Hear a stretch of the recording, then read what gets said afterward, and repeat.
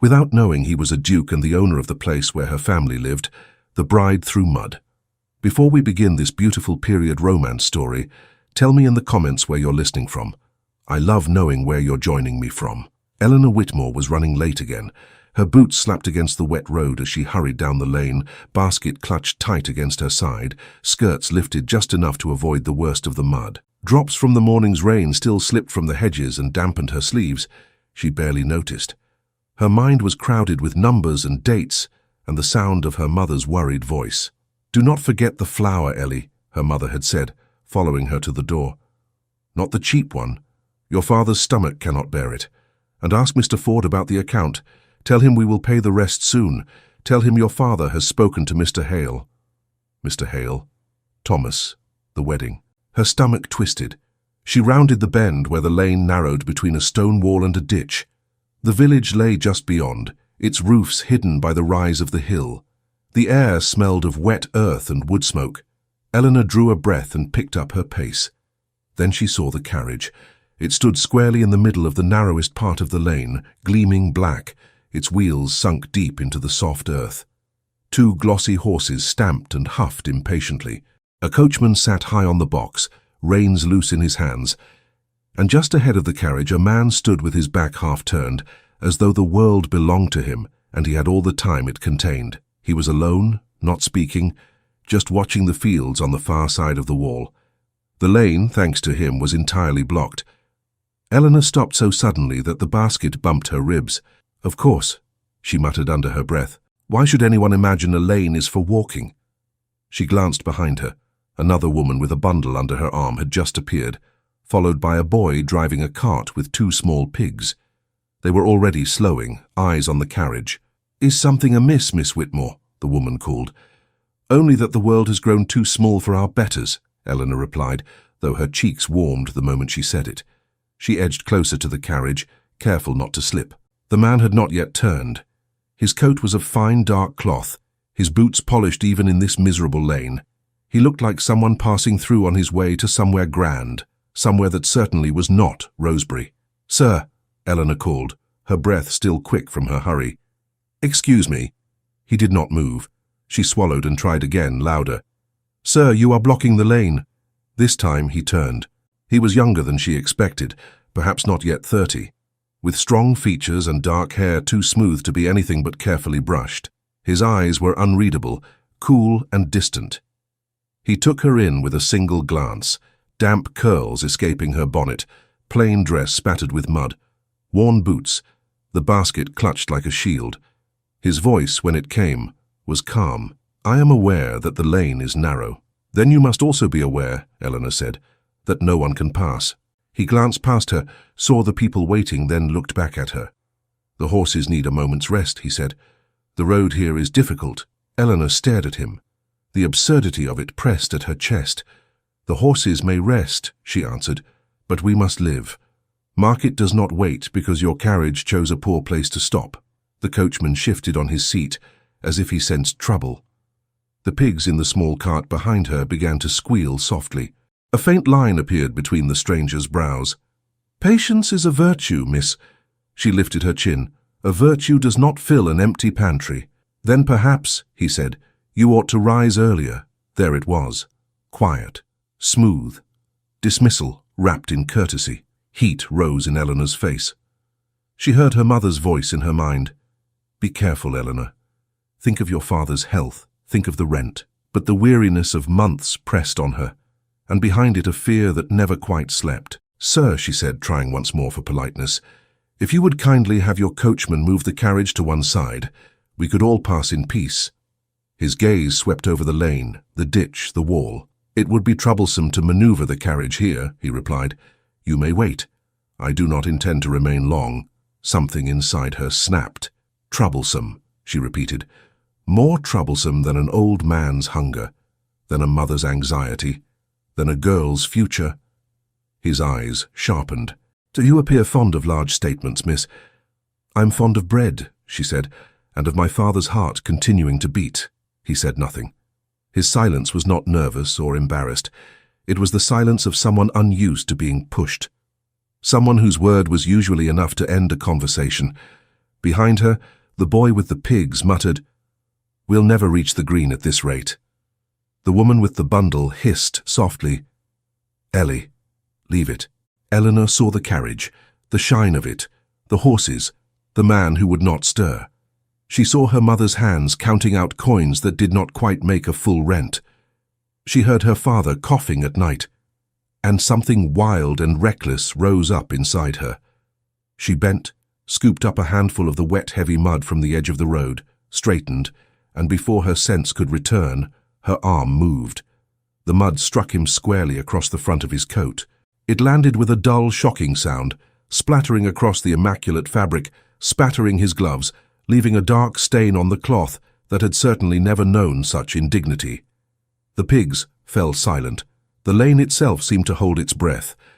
Eleanor's own heart stopped. The man looked down at his coat. For a heartbeat he only stared at it, as if not quite believing what his eyes told him. Then he lifted his gaze to her again. No shouting, no storm of anger. Just a new, cutting focus. "Did you mean to do that?" he asked quietly. Her hand still hung in the air. She slowly lowered it, fingers shaking, mud sliding from her palm. "Yes," she heard herself say, though her voice sounded distant to her own ears. "If you stand in a lane like a wall, you must expect to look like one." The boy behind her let out a sound that was half laugh, half gasp. The woman clutched her bundle tighter. The stranger's jaw tightened. A muscle moved once near his temple. "Your name," he said. "No," Eleanor answered before she could stop herself. "No?" His brows rose slightly. "I do not see why you should have it," she said, fighting to keep her voice level. "You are the one who placed yourself in the way of honest folk." His gaze did not leave her face. "You have just thrown mud at a gentleman," he said. "You are fortunate I do not demand more than your name." "Are you?" she asked, and only then did she hear how close she was to trembling. "A gentleman, I mean. I suppose that depends on how quickly you move your carriage." For a moment, something like amusement flickered in his eyes. It vanished as quickly as it came. He turned his head slightly. "Rogers." The coachman straightened at once. "Yes, sir?" "Back the carriage. Give them space." "Yes, sir." The man looked back at Eleanor. "You may pass." That was all.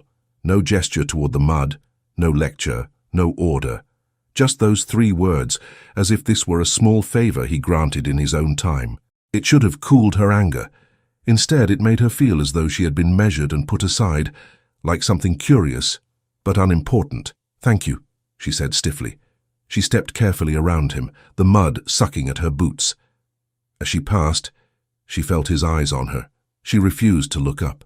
The woman with the bundle hurried after her, whispering urgently, "Eleanor Whitmore, are you mad? Do you know who that might be?" "A man who cannot tell a lane from his own drawing room," Eleanor said, still shaking. "That is all." "The cut of that coat," the woman said, glancing back, "and that carriage, you will be in trouble." "Most likely," Eleanor murmured. She half expected the man to call her back, to demand her name again, to threaten her with something she could not even imagine. But he did not. The carriage creaked and groaned as the coachman maneuvered it to the side. The boy drove his pig cart past, eyes wide. Voices rose behind her, a mixture of shocked whispers and excited guesses. By the time she reached the edge of the village green, Eleanor's hands had steadied, but her stomach still fluttered. She stopped near the pump, set down her basket, and looked back. The carriage was just cresting the rise, moving out of the lane toward the main road that led up toward the manor. The man stood beside it for a moment longer, speaking to the coachman. Even at a distance, she could see that his coat bore the mark of her hand, a smudge across the fine cloth that no brush could entirely erase. "What have you done, Ellie?" She turned. Thomas Hale stood a few paces away, hat in his hands, his fair hair slightly damp from the rain. He was taller than she, broad in the shoulders, with a straightforward face that usually calmed her. Today, he looked alarmed. "You saw?" she asked. "Half the village saw," he said. "I came down from the smithy just in time to watch you throw half the road at him." "It was not half the road," she said. "It was a handful." "Eleanor," he said, lowering his voice, "you cannot treat gentlemen in that way. There will be consequences." "He would not move his carriage," she replied. "He told me to rise earlier." Thomas's mouth twitched, as if he fought a smile. That does sound like something I might wish to answer with mud, he admitted. But most men would answer with fists, not words. You are fortunate he did not. He did not seem the sort to dirty his hands, she said. Thomas glanced toward the road the carriage had taken. I did not recognize him, he said, but he was no common traveler. Did you hear his name? No, she replied. He only asked for mine. And you refused to give it, Thomas said with a sigh. Of course. She lifted her basket. I had better get the shopping done, she said. If I return late with nothing to show, my mother will scold me worse than any gentleman. Let me help, he said at once. At least let me carry the heavier things. If someone decides to drag you before the magistrate, it will be easier if I am already at your side. She could not help a small laugh at that. Very well, she said, but if they drag you too, I shall be very sorry. You will not be, he said. You will tell them it was all my idea. The market was brisk that morning. Damp air filled with the calls of traders and the clatter of carts. Eleanor kept her head down, focusing on the business at hand.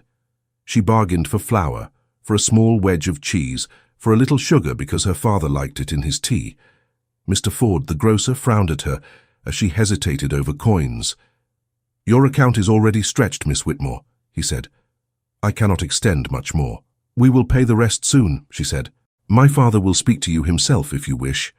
I prefer coin to words, Mr. Ford replied, but your father is an honest man. Tell him I will wait 1 more month, no more. She nodded, throat tight. On the other side of the green, 2 women bent their heads together, looking straight at her. Eleanor heard the word mud, and then quietly, fool. A group of boys pretended to fling handfuls of imaginary dirt at one another, laughing.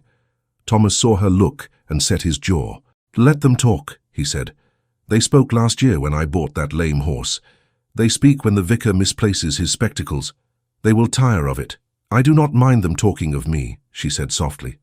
I mind them talking of my father and mother. Then marry me quickly, he said with a crooked half-smile. Give them something new to discuss.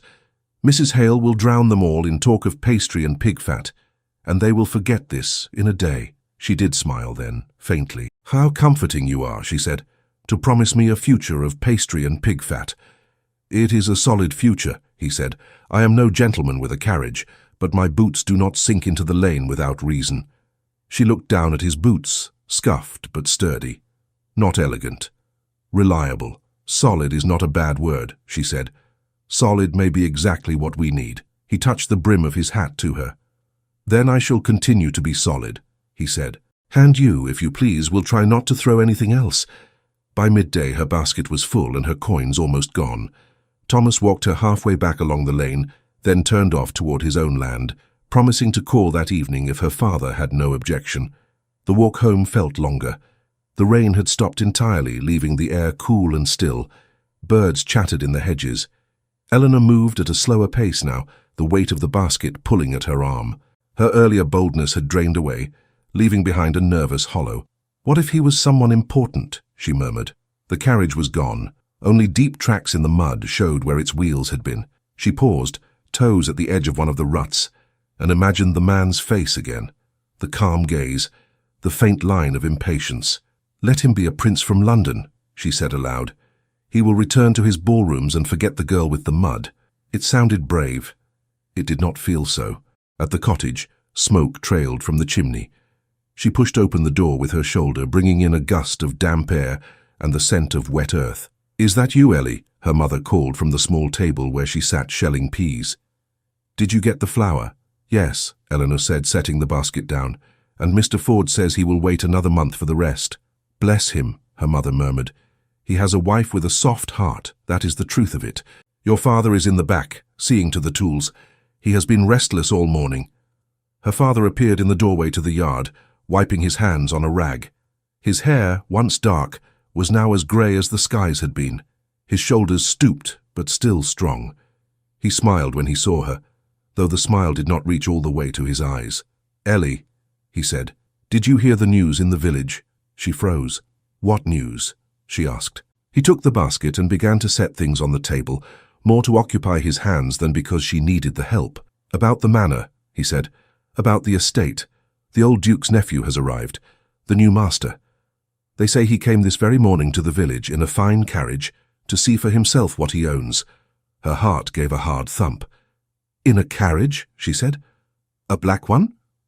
Her mother looked up. "You saw it?" she asked quickly. Eleanor hesitated. "I saw a carriage," she said, "and a man." Her father nodded, oblivious to the tension in her voice. "That will be him," he said, "the new Duke of Ashbourne. Henry Blackwell, they say. Came into the title after his uncle died. We have known this day would come. Men like that do not stay away forever." Her mother's hands moved faster over the peas. "Did you hear anything of what he is like?" she asked. "Kind? Harsh?" "Different tongues tell different tales," her father said. "Some say he is strict. Others say he is fair. All agree he is not poor." He forced a small laugh. "Not that it matters whether he eats off gold or silver, if we cannot pay him in copper." Eleanor leaned back against the rough wall, feeling suddenly colder. Does he own all this?" she asked. "Our fields, our cottage." Her father looked at her as if surprised she needed to ask. "Of course," he said gently. "We are tenants, Ellie. We have always been. The land is Ashbourne land. We work it for a share, and for the rent. You know this." She did, but she had not truly thought of it in the shape of a single man's face until now. Her mother set the bowl of peas aside with a small thud. "Did they say if he is changing anything?" she asked. "The leases, the rents." "They did not know," her father said. "Only that the steward was told to bring the papers to the manor. They are to be looked at again." "Looked at again?" her mother repeated. "That sounds too much like trouble." Her father rubbed a hand over his forehead. "It may mean nothing," he said. "It may mean only that the young Duke wishes to see things with his own eyes. We cannot do more than wait." Eleanor felt the room press in around her. "Father," she said quietly, "what happens if he does not wish us to stay?" He met her gaze. For a moment, the mask slipped and she saw the worry beneath. "Then we must leave," he said simply. "That is the right he holds. That has always been the way." Her mother's fingers twisted in her apron. "We have been here 20 years, she whispered. "Your father's back is bent from these fields. Your hands are rough from this soil. Surely that must count for something." "Landlords count coin," he said gently, "not calluses." Her mother's eyes shimmered, but she blinked the tears away. "Well," she said briskly, as if that could mend the crack in the air, "if the new Duke is in the village, he may have seen you there, Ellie. Did you notice anyone grand apart from the carriage?" Eleanor swallowed. "There was a man," she said slowly, "standing by the carriage. He spoke very little." "What did he look like?" her father asked. She tried to find words. "Tall," she said. "Dark hair. He spoke like someone who expects to be obeyed." She paused. "His coat was very fine." "The same man," her father said at once. "It must be. The new Duke." He tried to sound almost cheerful, though his fingers gripped the back of the chair. "Well, at least we have seen his face now. We will know him if he comes." Her mother nodded. "If he comes," she echoed, "and if he does, we must be respectful. Eleanor, you must remember your place. Your tongue runs faster than your sense at times. Do not speak out of turn. We cannot afford to offend him." Eleanor's throat tightened so much she could barely breathe. "Mother," she said, the word almost catching, If someone did offend him, what could he do?" Her father gave a short, humorless laugh. "What could he do?" he repeated. "Everything, Ellie. He owns the land beneath our feet. He sets the terms. Men like him do not raise their voices. They sign their names, and families move." A silence fell. Eleanor heard the tick of the small clock on the mantel, the faint creak of the settling roof. Her mother frowned. "Why do you ask such a question?" she said. Then her eyes sharpened. "Eleanor, did you say anything to him? Did you speak out of turn?" Eleanor opened her mouth, closed it. Her heart beat so loudly she could feel it in her throat. "I asked him to move his carriage," she said at last. "The lane was blocked. People could not pass." "Of course you did," her mother said. "You never could leave a thing alone. Did you ask politely?" "I tried," Eleanor replied. "He did not wish to move." "What do you mean he did not wish to move?" her father asked. "He told me to wait," she said. "He said the horses needed rest." "And what did you say?" her mother pressed. "I said—" Eleanor hesitated, feeling heat in her cheeks again. I said that Market would not wait, that my father's stomach would not wait, that you had no patience, her father guessed. That I had too much need for patience, she said. Her mother gave a small groan. Eleanor, there were others behind me, she protested. I was not alone. And what did you do? Her father asked quietly. She gripped the edge of the table. I threw mud at him, she whispered. The words hung in the air like something heavy about to fall. Her mother stared at her.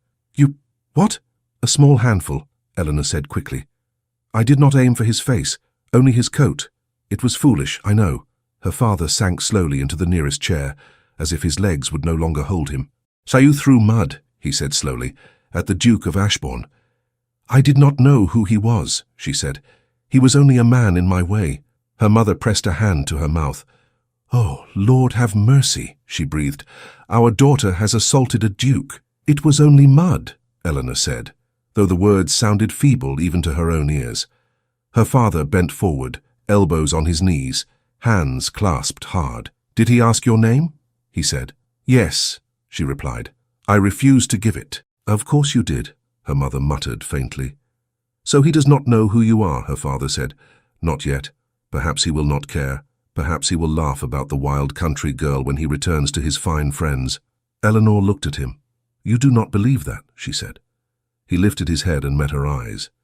In his gaze she saw fear and something like sorrow. I believe, he said quietly, that men with power do not like to be reminded that they can be touched.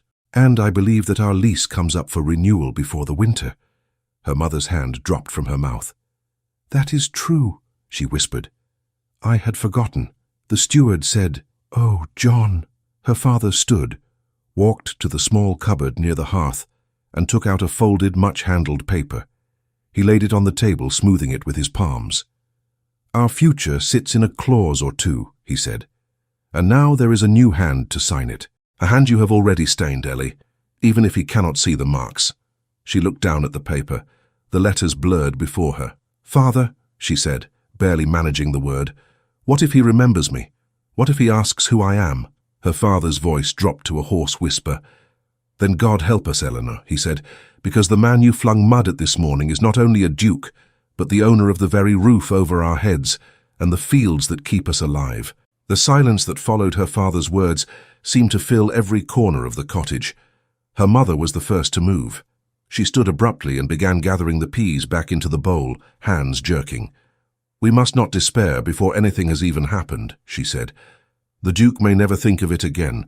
Men like that have greater matters in their heads than a splash of mud. Perhaps, her father said, though his voice carried little conviction. Eleanor gripped the back of a chair. I will go to him, she said suddenly.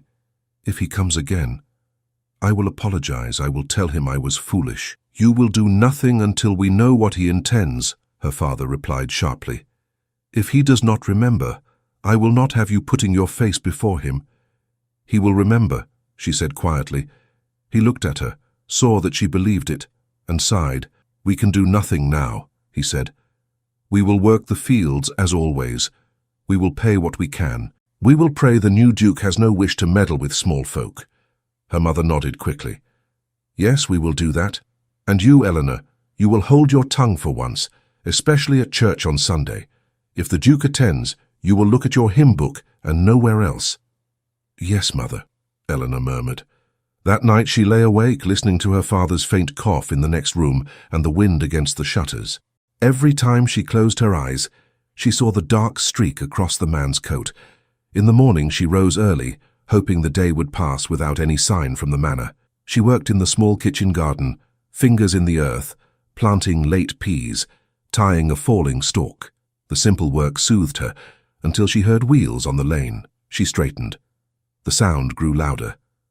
Not the quick rattle of a farmer's cart, but the heavier, rolling rhythm she already knew too well. Her mother's head appeared at the cottage door.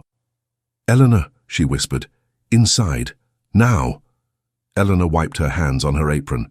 If I run, he will know, she said. He may already know. Her father stepped out behind her mother, face pale. Get your shawl, he said. If he asks for us, we will not have him believe we hide like thieves. I will not hide, Eleanor said. If this is my fault, I will face him.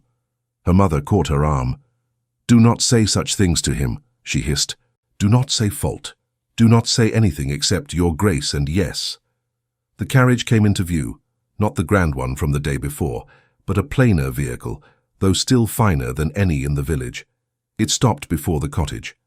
A rider accompanied it, and behind them came a man on foot with a leather satchel. The door of the carriage opened. The man from the lane stepped down. He wore a different coat, dark blue this time, and no trace of mud touched it. His presence filled the small yard as completely as the carriage did. Her father stepped forward, cap in hand. "Your Grace," he said, voice carefully respectful. The Duke's eyes flicked to him, then past him, resting on Eleanor.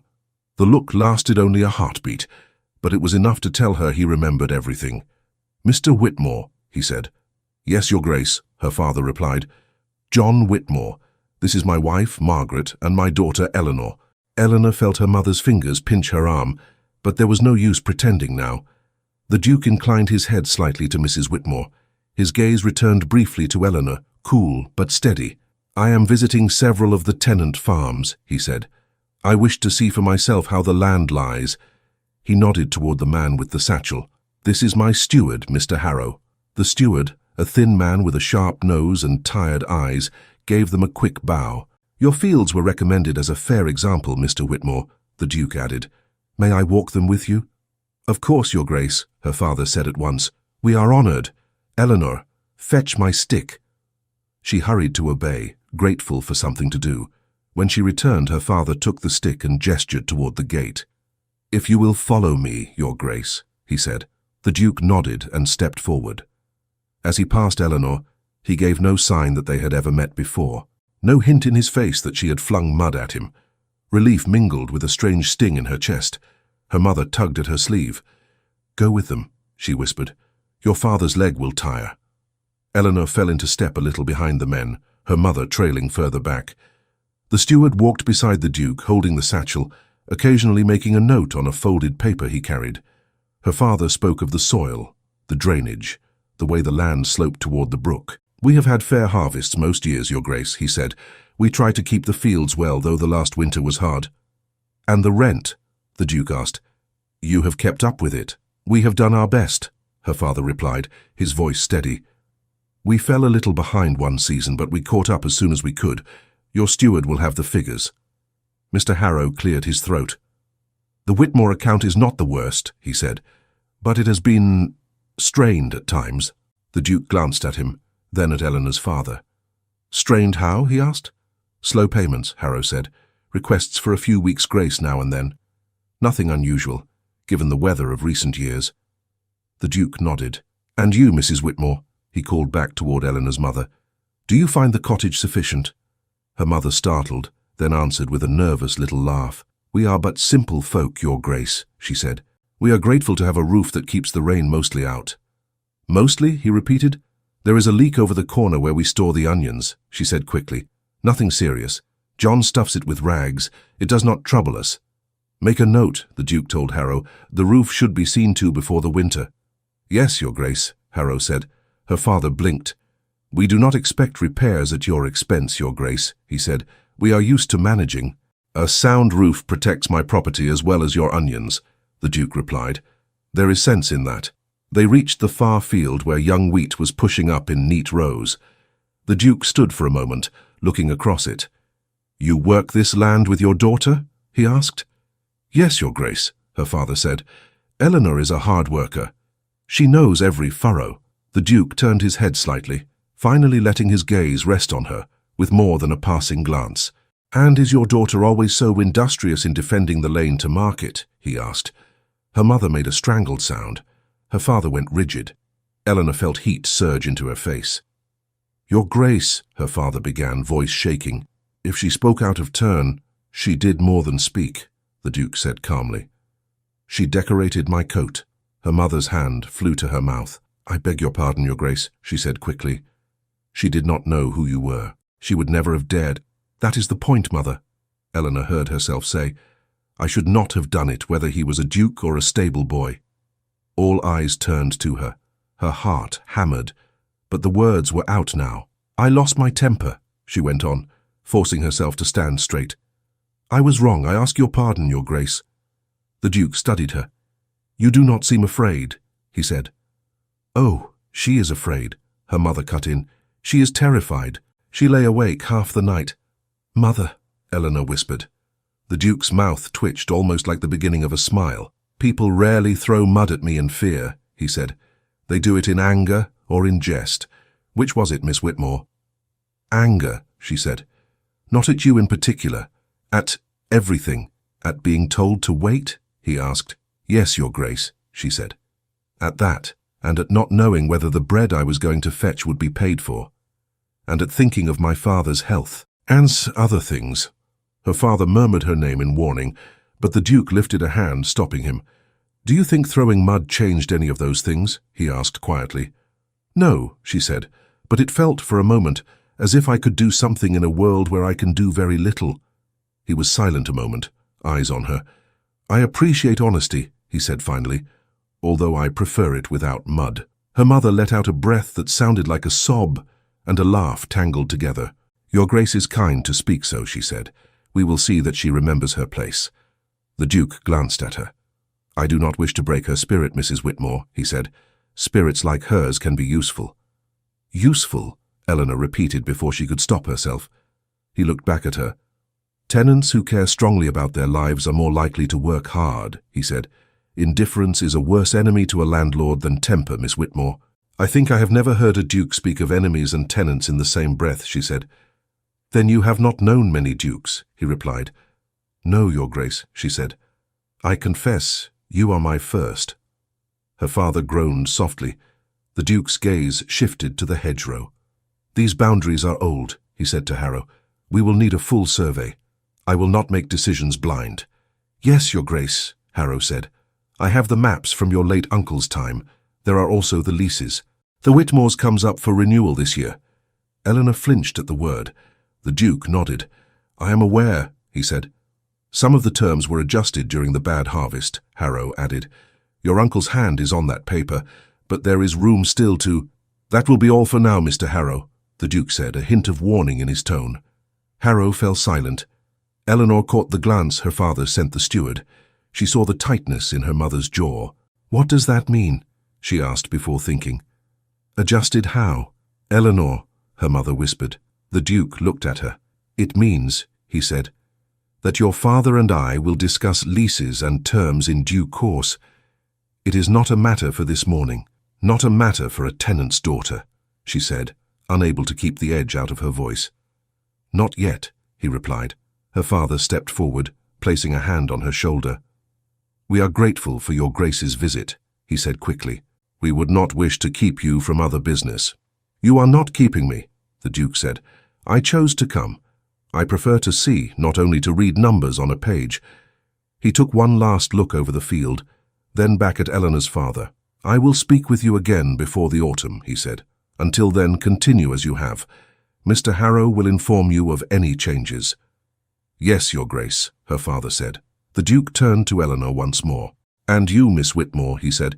"If you feel the urge to throw anything again, may I suggest stones at crows instead of mud at strangers?" She almost smiled. "I will try to remember that, your Grace," she said. "I should like you to do more than try," he said. "The next man you insult may not find it as easy to forgive." "Have you forgiven?" she asked quietly. A faint light appeared in his eyes. "I have not yet decided," he said. "We shall see how the harvest goes." With that, he inclined his head and walked back toward the cottage. Harrow hurried after him. Her parents followed at a distance, leaving Eleanor standing alone in the field. When she returned to the yard, the carriage was being readied. The Duke was speaking with Harrow in low tones. Her father hovered nearby, hat crushed between his fingers. "Your Grace," her father was saying, "about the lease." "We will speak of it at the proper time, Mr. Whitmore," the Duke said. "I do not tear up old agreements lightly, nor do I keep them blindly." "Yes, your Grace," her father murmured. The Duke climbed into the carriage. For a brief second, his eyes met Eleanor's. Then the door closed, the coachman flicked the reins, and the carriage rolled away. Her mother sank onto the doorstep as soon as it was gone. "I feel as if I have been holding my breath for an hour," she said. Her father stared down the lane. "He knows," he said quietly, "about the lease." About everything. He knows exactly how much power he holds. And what did you expect, John? Her mother asked. He is a duke. Power is bred into men like that. Yes, he said, but I had hoped, just a little, that he might not use it.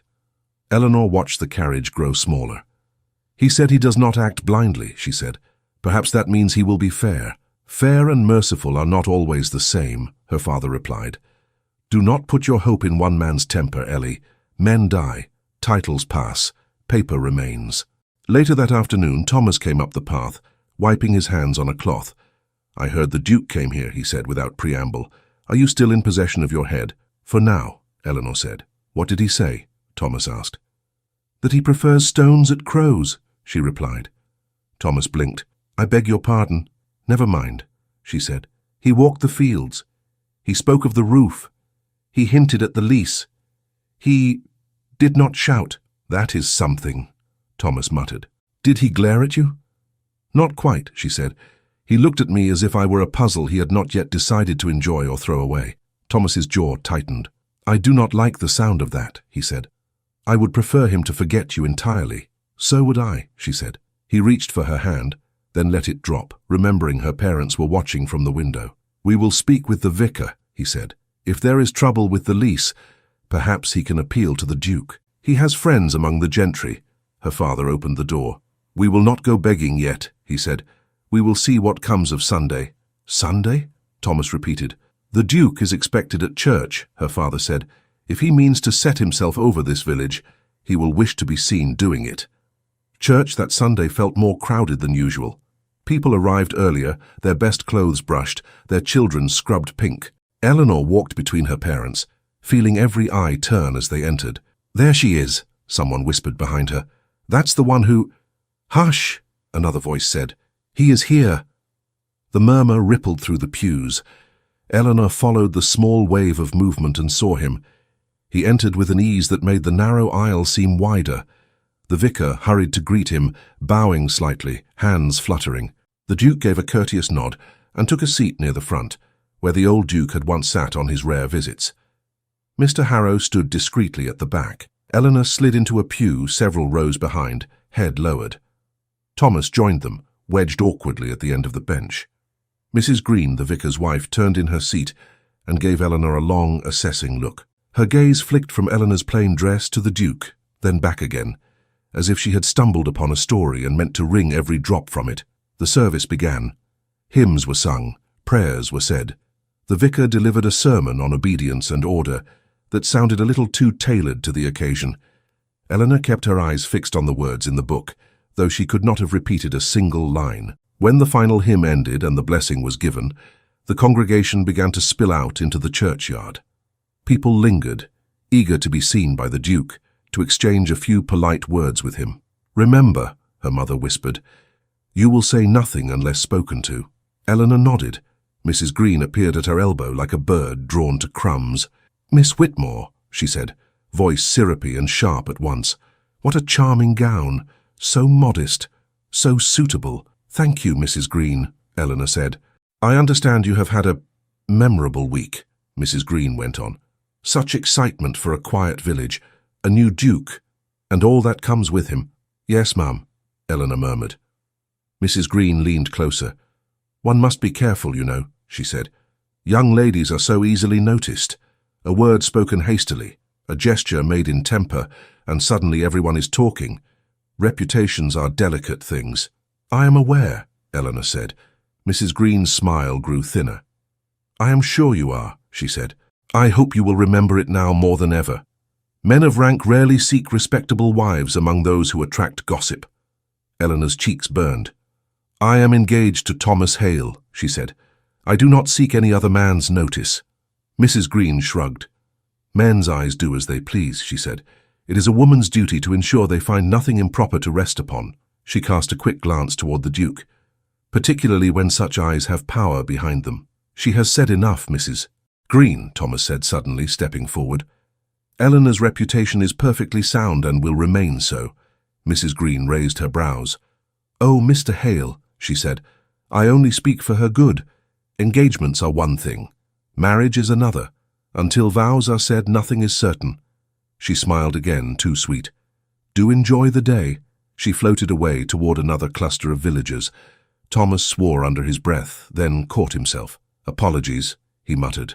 I should not say such words in the churchyard. Eleanor almost laughed. It is the only honest language I have heard today, she said. Her father joined them, face stiff. Do not answer Mrs. Green, he said. She feeds on replies. Near the gate, the Duke stood speaking with the vicar and a few of the wealthier farmers. His posture was relaxed, his manner courteous, his voice low. People approached him with a mixture of eagerness and awe. At one point his gaze lifted and swept the churchyard.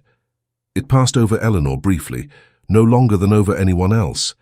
But Mrs. Green saw it and narrowed her eyes in satisfaction, as if she had just been given reason to double her gossip. Do not look back at him, her mother hissed. I am not, Eleanor replied. I am looking at Mrs. Green, and that is quite enough. As they moved toward the gate, the estate steward, Mr. Harrow, detached himself from the wall and stepped toward her father. Mr. Whitmore, he said. Her father stiffened. Yes, sir, he said. I am to inform you, Harrow said, that your lease is among those under review. The Duke wishes to examine all such agreements before winter. Eleanor felt the words like a stone dropped into a well. Under review? Her father repeated. What does that mean for us? It means, Harrow said, that nothing is decided yet. Terms may be altered, some improved, some less so. Less so, her mother echoed, voice tight. The estate must be set in order, Harrow said briskly. We cannot maintain unprofitable arrangements out of sentiment.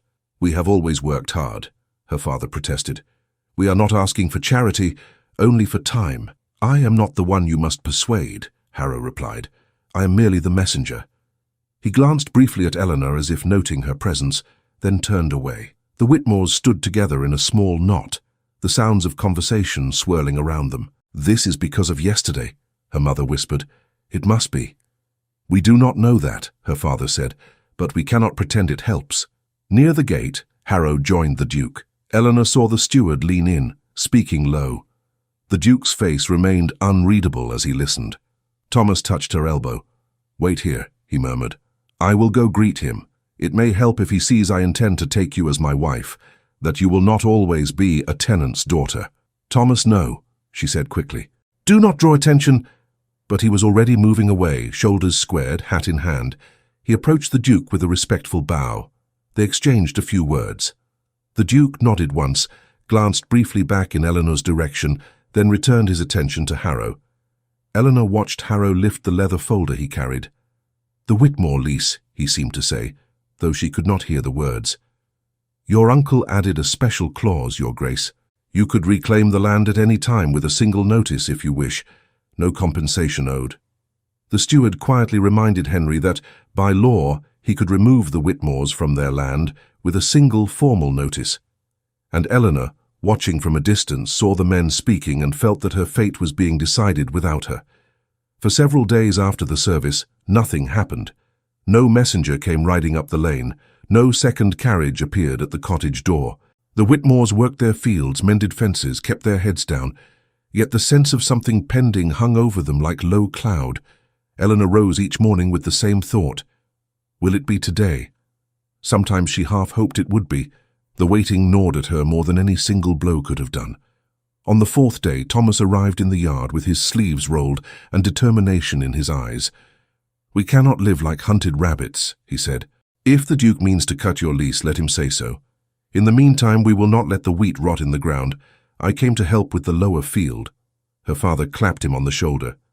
You are a good lad, he said. We will gladly take your hands. Eleanor watched them for a moment, both men striding toward the gate, then seized the bundle of tools and hurried after them. They worked side by side, the rhythm of it almost soothing. Thomas took the heavier tasks. Her father paced himself. Eleanor did everything in between. When they rested, they drank water from the same jug and shared a heel of bread and a bit of cheese. You see, Thomas said at one point, leaning on his spade, whatever the Duke decides, we can endure it. Perhaps we will shift to my land. Perhaps we will build a new cottage. People do not die of moving. Her father gave him a searching look. Do not speak lightly of leaving, he said. Roots are not pulled up without pain. I know, Thomas said, but I would rather speak of plans than sit in fear. Fear changes nothing. Eleanor wiped her brow with the back of her hand. What if he lets us stay? She asked. What if he changes nothing? Then we will go on as we have, her father said. And you, my girl, will marry Thomas in the autumn and forget you ever threw mud at anyone. Do you think I will forget that? She said. I hope so, he replied. I would rather your memories of this year be of wedding cakes than of leases. She smiled faintly. They did not see the rider until he was almost at the gate. A stable lad from the manor dismounted, cheeks flushed, and handed Eleanor's father a folded note. From Mr. Harrow, sir, he said. He asks that you come to the manor tomorrow afternoon. The Duke wishes to speak with several tenants regarding boundaries and accounts. Several tenants? Eleanor's father repeated. Yes, sir, the boy said. You are not alone. Her father broke the seal with stiff fingers, scanned the short message, and sighed. Very well, he said. Tell Mr. Harrow I will come. When the boy had gone, Thomas frowned. Do you want me with you? He asked. I can stand by in the yard. This is tenant and landlord's business, her father said. I must go alone. Eleanor clasped her hands tightly. You will take what papers we have, she said. You will remind him we have never defaulted. I will take everything, he said, including my best coat. Duke's like a man to look as if he can pay even when he cannot. The next day felt twice as long as any other. Her father shaved, changed into his wedding day coat, and went out with a careful smile for his wife and daughter. I will not sign anything without reading it, he said at the door. Do not fret before you must. Do not be too proud either, her mother replied. If you can wring a little mercy from him, do it. I am not too proud to ask, he said, only too proud to grovel. When he had gone, Eleanor wandered from room to yard and back again, unable to settle. Her mother tried to sew, pricking her finger so often she finally threw the work aside. Make some tea, she said. It will give us something to do. By the time her father returned, the light was lowering. His shoulders drooped more than usual. Eleanor met him at the gate. Well, she asked. He had me wait in a small room for nearly an hour, her father said, while Mr. Harrow shuffled papers. Then we were called into the study. The Duke sat at a great desk with maps spread out and more papers than I could count. What did he say? Her mother asked, coming to the door. He asked questions, her father said. How many acres we work, how many hands, what we yield. He knew some of it already. Harrow had told him. He listened. That is something. But the lease, Eleanor pressed. Did he speak of the clause? Her father's mouth tightened. He knows of it, he said. Harrow made sure of that. And, her mother demanded. And nothing, he said. He said the clause exists. He said it was agreed to in hard times. He said he will not decide today. Not decide, Eleanor repeated. He wants to see the harvest first, her father replied. He wants to know which land is profitable and which is not. He spoke of rational management and modern expectations till my head rang. That sounds like the language of men who move other men like stones on a board, her mother said weakly. Eleanor felt something cold settle in her chest. So we must wait, she said. Yes, her father said. We must work as if everything depends on it. Because perhaps it does. That night, long after her parents had gone to bed, Eleanor sat by the small window, chin on her knees, watching a faint light up on the hill where the manor stood. Somewhere behind those walls, the Duke sat with her father's future on his desk. She remembered the steadiness of his eyes, the way he had looked at her in the field. Do you think I do not know what power I hold? He had not said, but his manner had. She did not know whether to resent him or pity him. At Ashbourne Manor, Henry Blackwell sat in his study with a headache forming. Harrow stood before the desk, holding a list. If your grace enforces the consolidation clauses, the steward was saying, the estate's income will increase by at least 15% within 3 years. Some tenants will have to leave, of course, but others will benefit from larger, more efficient holdings. Efficient, Henry repeated softly. A pleasant word. Harrow frowned slightly. I speak in terms of the estate's health, Your Grace, he said. Your uncle invested heavily in certain projects. Loans must be repaid. Sentiment will not satisfy creditors. Henry leaned back, fingers tapping the arm of his chair. What do you know of the Whitmores? He asked. Beyond what is on your list. Harrow consulted a separate sheet. John Whitmore, 54, he recited. Married, one daughter. Worked the same plot for 20 years. Reliable enough. Occasionally late, but has always caught up. The special clause was added after the bad harvest 12 years ago, when your uncle remitted part of the rent. And you advised that clause? Henry asked. It was your uncle's suggestion, Harrow said quickly. He disliked remissions. He preferred security. It is a common enough condition, though rarely enforced. Rarely, Henry said. Not never. He pulled a worn lease from the pile and ran his thumb along the signature. So, he said slowly, by the stroke of my pen, I may wipe out 20 years of work. You may reclaim your property. Yes, Harrow said. The land would be merged with the adjoining farm, which has offered favorable terms. Henry thought of Eleanor's father, standing in the study doorway with his hat crushed between his hands, trying to stand straight despite a leg that pained him. He thought of Eleanor in the field, mud on her apron, eyes steady as she apologized. That land is not mine in the same way a coat or a horse is mine, he said. Legally it is, Harrow replied. Legally, Henry echoed. Tell me, Mr. Harrow, have you ever spent a winter wondering whether you would have the same roof over your head in spring? Harrow shifted. It is not my place to— No, Henry said. It is not. That is why you are steward, and I am duke. He pushed the lease back into the pile. I will not sign away any farm today, he said. We will review them after the harvest. In the meantime, see that necessary repairs are made. No tenant will be turned out this year for a broken roof. That will cost money, Your Grace, Harrow said. Yes, Henry replied. Strange is it not that roofs are not repaired by good intentions? Harrow hesitated. And the Whitmore's clause? He asked. Remains, Henry said. For now, I will not pretend it does not exist, but I will not use it as a whip over their heads either. No notices, no threats. Do you understand? Harrow inclined his head, though his mouth was tight. As you wish, Your Grace, he said. After the steward had gone, Henry sat alone for a long time, staring at the fire. He had not asked for this title. He had inherited it, along with its debts, its expectations, its invisible army of eyes, watching his every choice. He could play the ruthless landlord and be called efficient.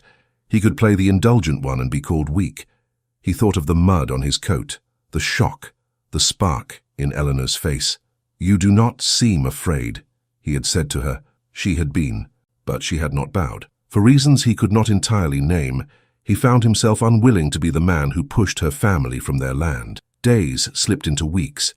The Duke's presence in Rosebery became a regular part of village talk. He rode through the lanes now and then, sometimes alone, sometimes with Harrow. He stopped at fields, spoke with farmers, listened more than he spoke. More than once, his path led him past the Whitmore land. One morning, Eleanor was tying up young bean plants when she heard hoofbeats.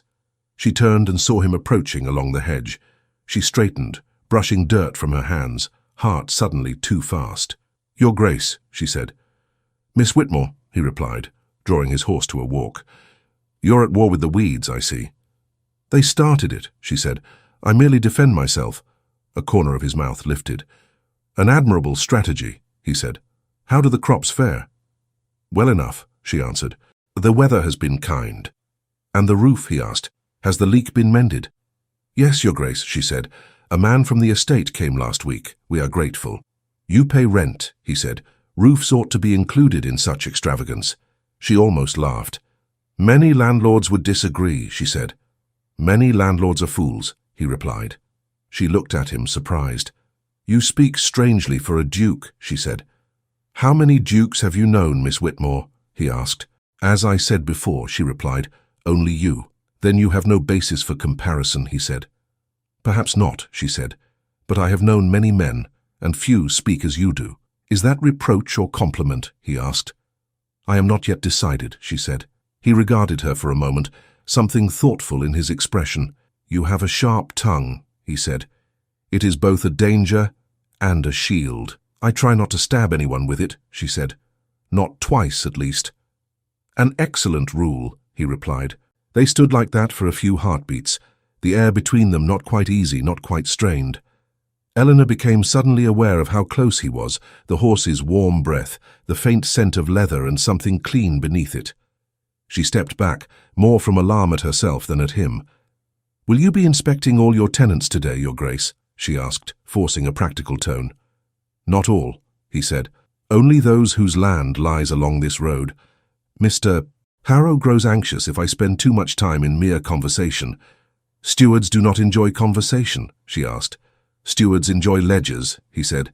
"If you begin to speak of feelings, they grow pale." Her lips quirked. "Then I shall not trouble Mr. Harrow," she said. "I doubt you could," he replied, surprising her.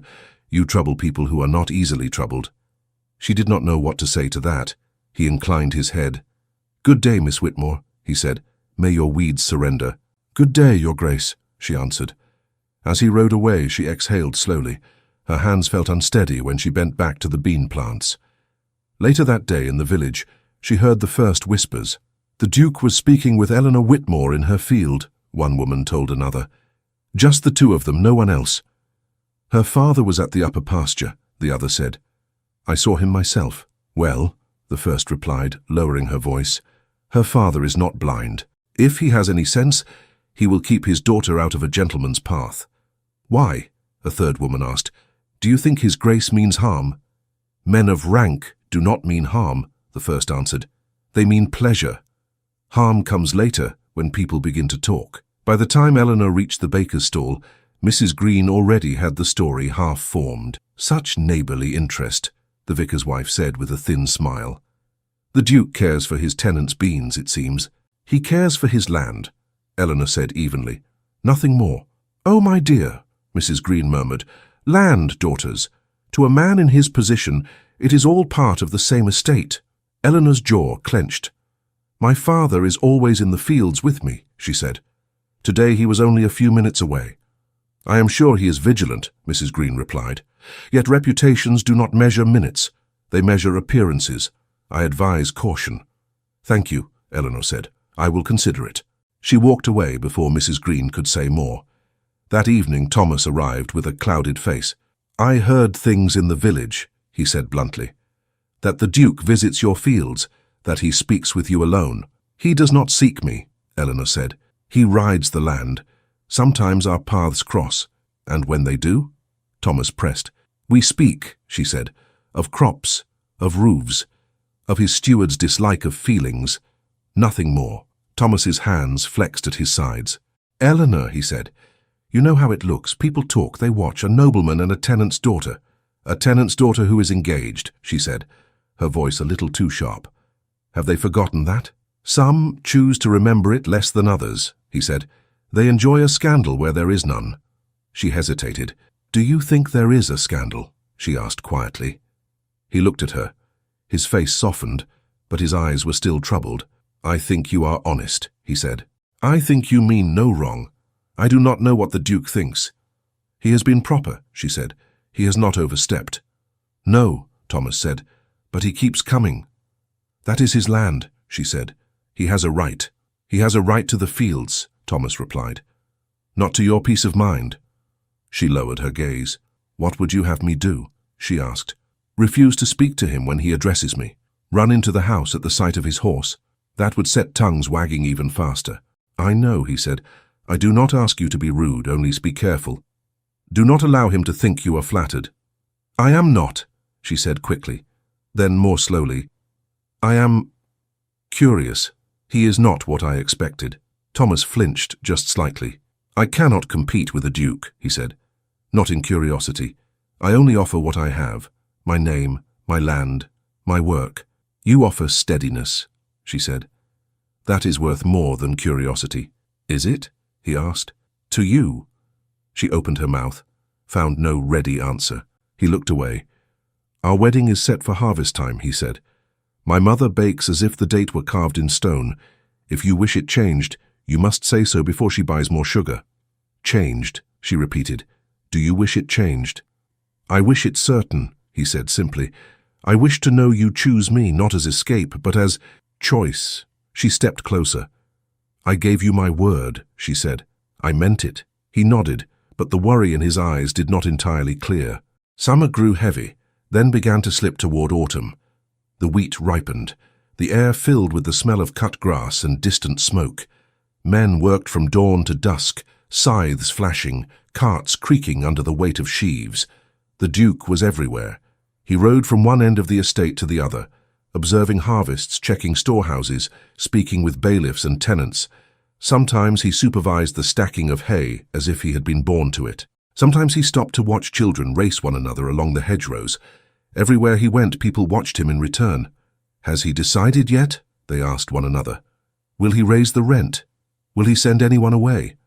Harrow walked at his elbow, a bundle of papers never far from his hand.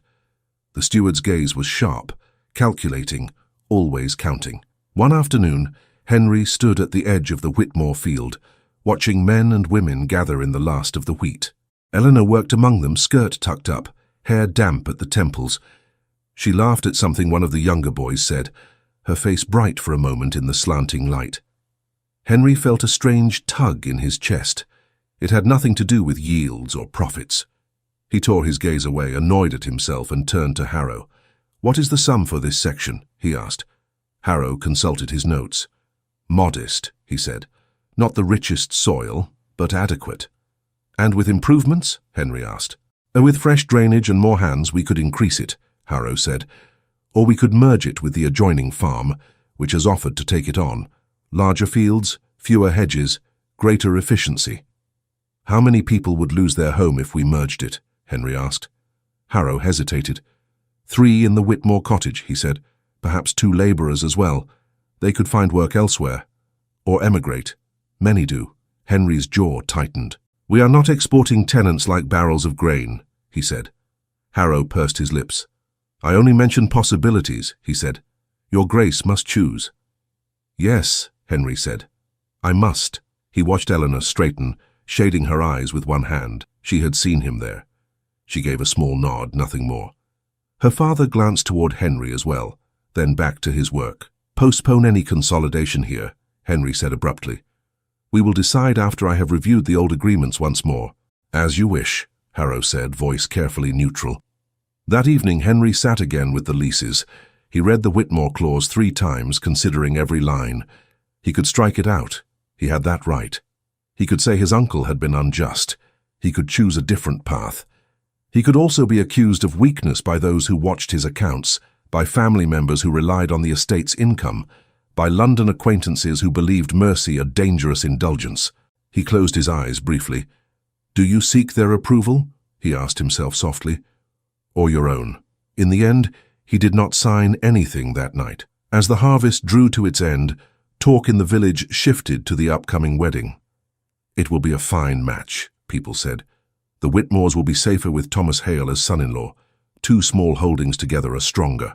Mrs. Hale bustled through the lanes, measuring, planning, counting eggs. She spoke of pies as generals spoke of battle plans. "We will have a table in the yard," she told anyone who would listen. "There will be music. My Thomas will have a proper wedding if I have to bake till my hands fall off." Eleanor let herself be swept along, helping to sew, to knead, to arrange. At night, when she lay down, her thoughts wandered. She imagined standing beside Thomas in the church, speaking the words everyone expected. She imagined returning to a new house, a new table, a new name. She imagined, against her will, seeing the Duke among the guests, his face unreadable, his eyes giving nothing away. One afternoon, as she helped Mrs. Hale roll pastry, the older woman looked at her keenly. "You are quiet, girl," she said. "Do you dread being my daughter so much?" Eleanor shook her head quickly. "No," she said. "I do not dread it. I only think." "Thinking spoils pastry," Mrs. Hale said briskly. "Too heavy a hand and it will be tough. Too light and it falls apart. Same with marriage, but my Thomas is a good lad. He will not expect you to be someone else." "I know," Eleanor said. "He has always been kind." "Then put the Duke out of your mind," Mrs. Hale said bluntly. "Men like that pass through our lives the way storms do. They make a mess, they frighten people, then they move on. We are the ones who must put things back in order." Eleanor looked down at the dough. "I wish it were so simple," she murmured. The week before the wedding, a messenger from the manor arrived again. He pinned a folded notice to the door of the inn, then another to the church gate, then rode on to the next village. People gathered quickly, curiosity burning stronger than their errands. Eleanor came upon the knot of villagers outside the inn on her way back from the mill. She saw the paper, saw the cluster of heads bent toward it. heard the first uncertain exclamations. "What is it?" someone asked. "A meeting," the innkeeper said, squinting at the words. "He calls it an announcement." "Whose?" another voice demanded. "The Duke's," the innkeeper answered. "Listen." He cleared his throat and read slowly, stumbling over the more elaborate phrases. "To the tenants and inhabitants of the Ashbourne estate," he began. "On the morning of Michaelmas at the hour of 11, I, Henry Blackwell, Duke of Ashbourne, will assemble at the village green to speak on the matter of the estate leases, the future of certain tenancies, and the terms by which the land shall be held hereafter." The murmur rose and swelled. "Michaelmas," someone cried. "That is next week." "At 11, another said. "But that is the hour of the Hale Whitmore wedding." "Go on," urged a third. The innkeeper read the final lines. "All tenants whose leases are due for renewal within the year are particularly requested to be present, that they may hear my determinations and understand their standing. Signed, Henry Blackwell, Duke of Ashbourne." Eleanor did not hear the last words clearly. Her ears rang. Michaelmas, 11, the wedding. She pushed closer, eyes fixed on the neat black letters. The notice was brief, but its meaning was not. He would speak of leases. He would speak of futures. He would speak of her family's right to their home, and he would do it on the very morning she was meant to stand before the altar and promise herself to Thomas. Heart-pounding, Eleanor stood before the posted notice, reading that the Duke would clarify the future of several tenant farms on the very day she was to be married. All week, the notice at the inn door seemed to watch the village. People paused before it on their way to market, to the smithy, to the pump. Some read it again and again as if the words might change. Others stood back and talked in low, anxious voices. "Why on Michaelmas?" one man muttered. "Why on the very day of the wedding?" "Because the Duke is a man, not a calendar," someone else replied. "He thinks of his accounts, not our cakes." The vicar tried to sound hopeful. "Perhaps he means to bring good news," he said. "A feast day, a wedding, an announcement of mercy. It would be fitting." Mrs. Green sniffed. "Or he means to show us that our little village affairs do not stand in the way of his business," she said. "Either way, everyone will be watching." Poor Eleanor. Imagine choosing her vows under the weight of all that. Eleanor did not need Mrs. Green to tell her that. She felt it in every breath. At home, the notice lay folded on the table, copied out by her father's careful hand. He read it each night, as if some hidden promise or threat might appear. Her mother fretted over both the wedding and the meeting. "How are we to be in two places at once?" she asked. "The church and the green, the Duke and the vicar, our future in two different mouths." "We will go to the green first," her father said. "We cannot ignore the man who holds our lease." "And keep the vicar waiting," her mother protested. "What will people think?" "They will think what they please," he said. "They always do." Thomas tried to be steady. He came by every evening to help with some small task, to discuss arrangements, to reassure where he could. "We will stand together," he said to Eleanor as they walked along the lane 3 days before the wedding. "At the green, at the church, wherever we must. Whatever the Duke says, we will meet it as one." "Even if he takes the farm?" she asked. "We will find another way," he said. "We will not starve. I have hands. You have courage. Between us, we will manage." "How you speak as if courage can be eaten," she said, forcing a smile. "It cannot," he replied, "but it can be married." She looked up at him. "Thomas," she said slowly, "if the Duke announces something strange, if people speak even more than they do now, will you regret tying yourself to me?" He stopped in the path. "I asked you to marry me knowing you had thrown mud at a duke," he said. "You cannot surprise me more than that." She gave a small laugh. "You do not know me as well as you think," she said. "Then marry me," he said softly, "and let me learn." The morning of Michaelmas dawned clear and cool. The cottage was full of movement. Her mother fussed over her hair, over the simple cream dress, over the ribbon that would serve as her veil. "You are pale," she said. "You will frighten the vicar into thinking you are about to faint." "Smile, Eleanor." Eleanor tried. The expression felt fragile. Her father stood in the doorway, fiddling with his collar. "We should go," he said. "Harrow's notice said 11. The Duke will not appreciate tardiness." "I do not care for what he appreciates," her mother muttered. "But I care for what he can do to us. So we will go." Thomas arrived just then in his best coat, hair brushed flat, jaw tight. "Are you ready?" he asked gently. "I am dressed," she said. "Ready is another matter." "We will take each step as it comes," he replied. First, the green. Then the church. They joined the stream of people moving toward the village. Some wore their work clothes, others their Sunday best. All had the same pinched, expectant look. The green was already crowded when they arrived. At one end, a small raised platform had been set up. The Duke stood upon it, coat dark against the pale sky, Harrow at his side. A few other estate men stood nearby, holding folders and ledgers. The murmur of voices died as Henry stepped forward. "Thank you for coming," he said, his voice clear enough to reach the edges of the crowd. "I know you have work to do and lives to attend. I will not speak longer than I must." Eleanor stood between her parents, Thomas just behind her shoulder. She could feel the tension in her father's body like a drawn bowstring. "You all know that I came into this title after my uncle's death," Henry continued. "I inherited not only the manor and its lands, but also his accounts, his debts, his agreements with you." He lifted a sheaf of papers. "In the past months, I have read every lease, every clause, every adjustment made in times of hardship. Some of what I found is fair, some of it is not." The crowd shifted. "What does he mean?" someone whispered. Henry held up one particular page. "Years ago," he said, "during a bad harvest, my uncle granted temporary relief to certain tenants. In exchange, he demanded new conditions that placed all the risk on their shoulders. Clauses that allowed the estate to reclaim land without compensation after years of work. Clauses that turned one bad season into a threat that never ended."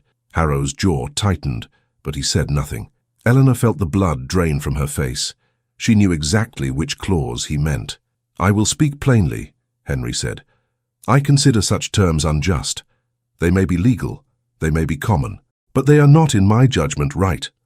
A low murmur ran through the crowd.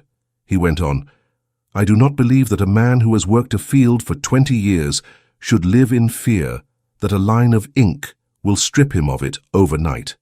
I do not believe that tenants who have done their best should be punished forever for accepting help in a desperate year." Her father's hand moved to his chest as if he needed to steady it. "Therefore," Henry said, "I have taken a decision." He looked out at them, his gaze steady. "Every clause of that sort in every lease on the Ashbourne estate is from this day void," he said. "Struck out, cancelled. No tenant will be removed from their land by those terms. Not now, not in future. If a tenancy ends, it will be through clear failure to pay the agreed rent over time, not because of a trap laid in a bad year." There was a beat of stunned silence. Then the sound broke over the green like a wave. Relief, laughter, a few choked sobs.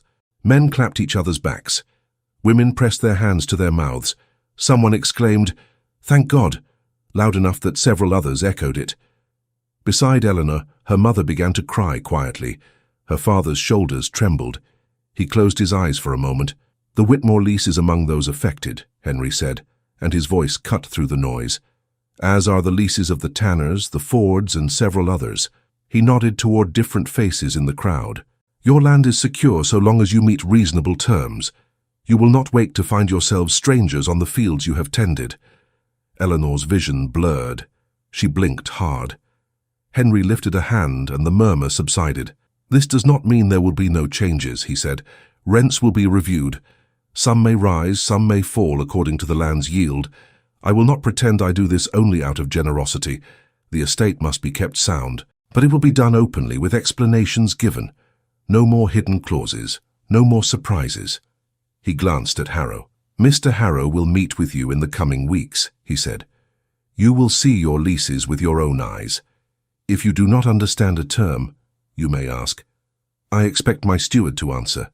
Harrow bowed his head, though his mouth was tight.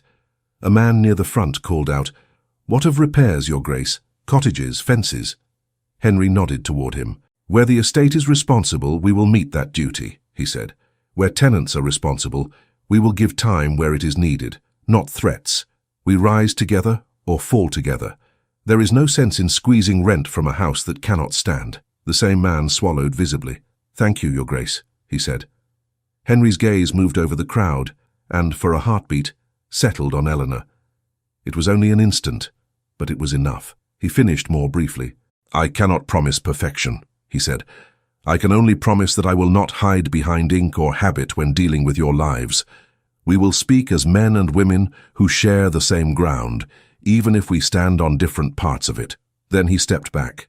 The noise rushed up again. People turned to one another, joy breaking through fear. Some even laughed through tears. Eleanor's mother caught her husband's arm. "Did you hear?" she whispered. "Our land, John. Our land." "I heard," he said, voice thick. "I never thought to hear such words from a duke's mouth." Thomas touched Eleanor's elbow. "This is good," he said. "Whatever else happens today, this is good." "Yes," she said, though the word felt far away. Her eyes were still on the platform. Henry had descended from it and now spoke briefly with the vicar, with a few of the larger farmers. Several tenants tried to approach him to offer thanks, but Harrow gently steered them away, promising future meetings. The church bell began to ring. "The wedding," Mrs. Hale said somewhere behind Eleanor. "Come, girl. Cakes do not wait on dukes." The crowd began to move toward the church. As they walked, snatches of talk floated around them. "A fair man, I say. Whatever they say about lords, this one has a heart, or a head that knows unrest when it sees it. Either way, I will not complain. The Whitmores must be breathing easier today. And with a wedding as well." Eleanor let herself be carried along. The church was cool and dim as they entered. Flowers from the hedges and fields decorated the ends of the pews. The vicar stood ready, book in hand, face bright with anticipation and the importance of the day. Thomas went to the front with his mother and two of his brothers.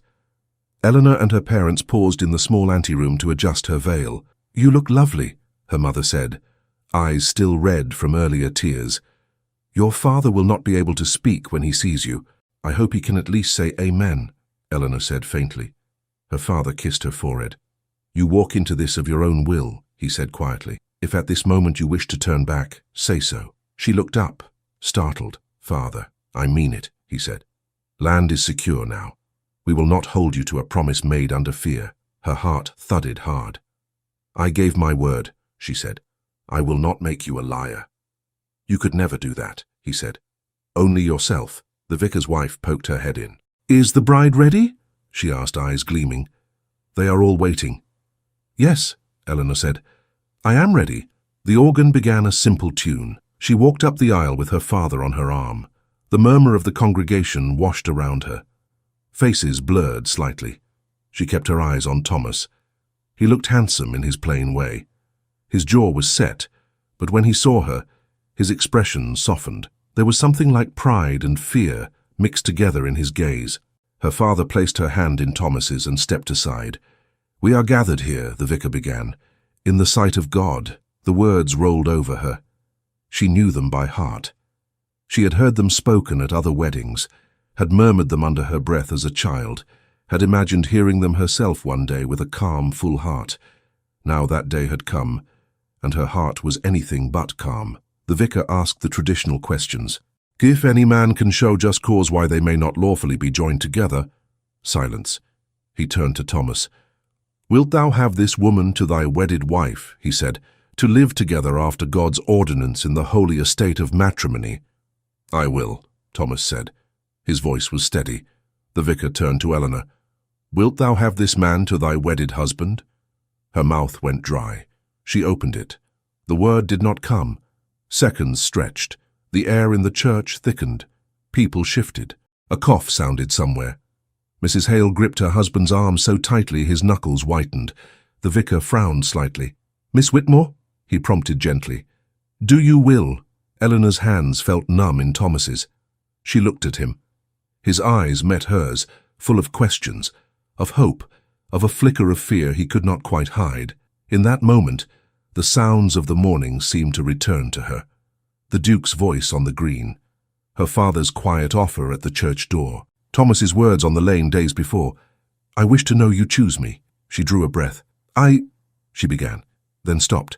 Thomas's fingers tightened around hers. "Eleanor," he whispered, "do not answer for anyone's sake but your own." The vicar shifted awkwardly.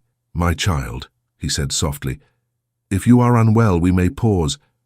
"I am not unwell," she said, and her voice sounded strange to her own ears. too clear in the hushed church. "I am more awake than I have been in a long time." She turned fully to Thomas, still holding his hands.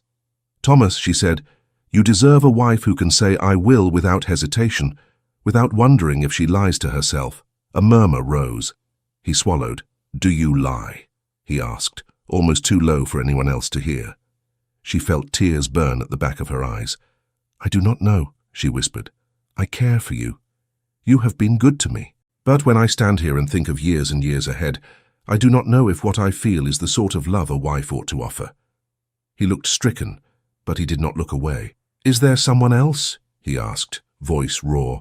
She thought of dark eyes, of a man on a horse by her bean plants, of a coat that had once borne a streak of mud. "There is something else," she said honestly. "Something I do not understand. I will not stand here and deny it in front of God, even to spare us shame." The vicar cleared his throat, clearly at a loss. "Miss Whitmore," he said, "perhaps we should—" Thomas spoke over him. "If we go on," he said quietly, "will you learn to love me as a wife should? Or will you always look away at something you left behind?" "I cannot promise," she said, tears now slipping down her cheeks. "And you deserve a promise." He closed his eyes briefly. When he opened them, there was pain there, but also a stubborn kindness. "Then I will not take your word," he said. "Not like this." He turned to the vicar. "Sir," he said, "we must stop." Gasps rippled. The vicar stared. "Are you certain, Mr. Hale?" he asked. "This is a grave decision. The whole village does not stand in my house every night," Thomas said. "They will forget in time. I would rather they talk of a broken engagement than of a broken marriage." Mrs. Hale made a small sound like someone had taken the breath from her. "Thomas, what are you doing?" she whispered. "What I must," he said. He turned back to Eleanor. "I release you," he said, voice shaking. "Not because I wish to, but because I will not bind you with half a heart." She sobbed once quietly. "I never meant to hurt you," she said. "I know," he replied. "You were honest. That will hurt less in the end than a beautiful lie." The vicar, flustered, closed his book. "Very well," he said slowly. "The ceremony cannot continue without free consent. We must conclude." Whispers rose louder now. Some faces were shocked, others sympathetic, others avid with the drama of it. Eleanor felt her legs wobble. Her father was there at once, steadying her. Her mother hovered, torn between grief and a strange, fierce relief. Henry stood at the back of the church. He had come in quietly, late enough that few had noticed. He had kept to the shadows near the door, intending only to witness, not to intrude. He had not expected this. As the words faltered at the front, as the silence thickened, he had felt something twist inside him. It was not satisfaction. He had never wished humiliation on anyone. It was something deeper and more complicated. Now, as the congregation began to disperse in restless groups, he stepped aside to let them pass. He did not move toward Eleanor. He had no right. He waited in the churchyard until the worst of the crowd had melted away. Some lingered, of course, hungry to discuss the scandal, but most drifted home, their curiosity sated for the moment. Eleanor slipped out of a side door with her parents. Her veil hung loose over her shoulders now, her hair slightly disordered, her eyes rimmed red. "Let us go home," her mother said. "You need to rest." "I need to breathe," Eleanor said. She saw the Duke then. He stood near the yew tree, hands clasped behind his back, expression grave. Her parents stiffened. "Your Grace," her father said, stiffly polite. "Mr. Whitmore." "Mrs. Whitmore," Henry said. "Miss Whitmore." Eleanor felt suddenly very tired. "Have you come to tell us you changed your mind about the leases?" she asked, a brittle edge to her voice. "It would suit the day." "No," he said. "My word stands." "Then you need not concern yourself with our private shame," she said. "We will manage without your observation." "Eleanor," her mother hissed. Henry's gaze did not waver. "I did not come to stare at misfortune," he said quietly. "I came to offer what comfort I can, though I know my presence may be the last thing you desire." Her father shifted awkwardly. "Your Grace," he said, "we are grateful for what you announced this morning, truly. But my daughter is raw. You must forgive her tongue." "There is nothing to forgive," Henry said. "She has been asked to bear much." He looked at Eleanor. I will not keep you long, he said. But may I speak with you alone? Only for a few minutes. Her mother began to protest. I will stand just there, Eleanor said, nodding toward the low wall. Within sight, if that helps. Her parents exchanged a glance. Finally, her father nodded. Do not be long, he said. Eleanor walked with Henry to the far end of the churchyard, where the ground sloped down slightly toward the fields. For a moment, neither spoke. You should not be here, she said at last. People will see, they will talk even more. They are already talking, he answered. I cannot control their tongues. I can only decide whether I will let fear of them rule my actions. You are a duke, she said. Their words cannot harm you. He gave a short, humorless sound. You would be surprised, he said. But that is not why I stayed. Then why? She asked. He met her eyes. To tell you that what you did in there was brave, he said. Painful but brave. It did not feel brave, she replied. It felt like tearing something apart with my bare hands. Sometimes that is what courage is, he said. The refusal to build a life on something you know is not sound. She swallowed. Thomas deserved better, she said. Thomas deserved the truth, he replied. You gave it to him. He may not thank you now. He may never thank you. But it is still better than living a lie that would rot you both from within. She looked away. You speak as if you know, she said. Have you lived such a lie, Your Grace? Henry, he said. She blinked. What? She asked. My name, he said. Use it, just this once. There is no one close enough to faint with outrage. She hesitated. Have you, she asked softly, lived such a lie, Henry? He drew a breath. I have signed papers I did not believe in, he said. Made allowances for men I despised because it served some larger interest. It feels very like what you described. I would not recommend it. She studied his face. Why did you void those clauses? She asked. Truly. I heard your fine words on the green. They were good. But what moved you? He held her gaze. Partly conscience, he said. Partly reason. Men who live under constant threat are not good partners to an estate. They exhaust themselves with fear. And the other part? She asked. He hesitated.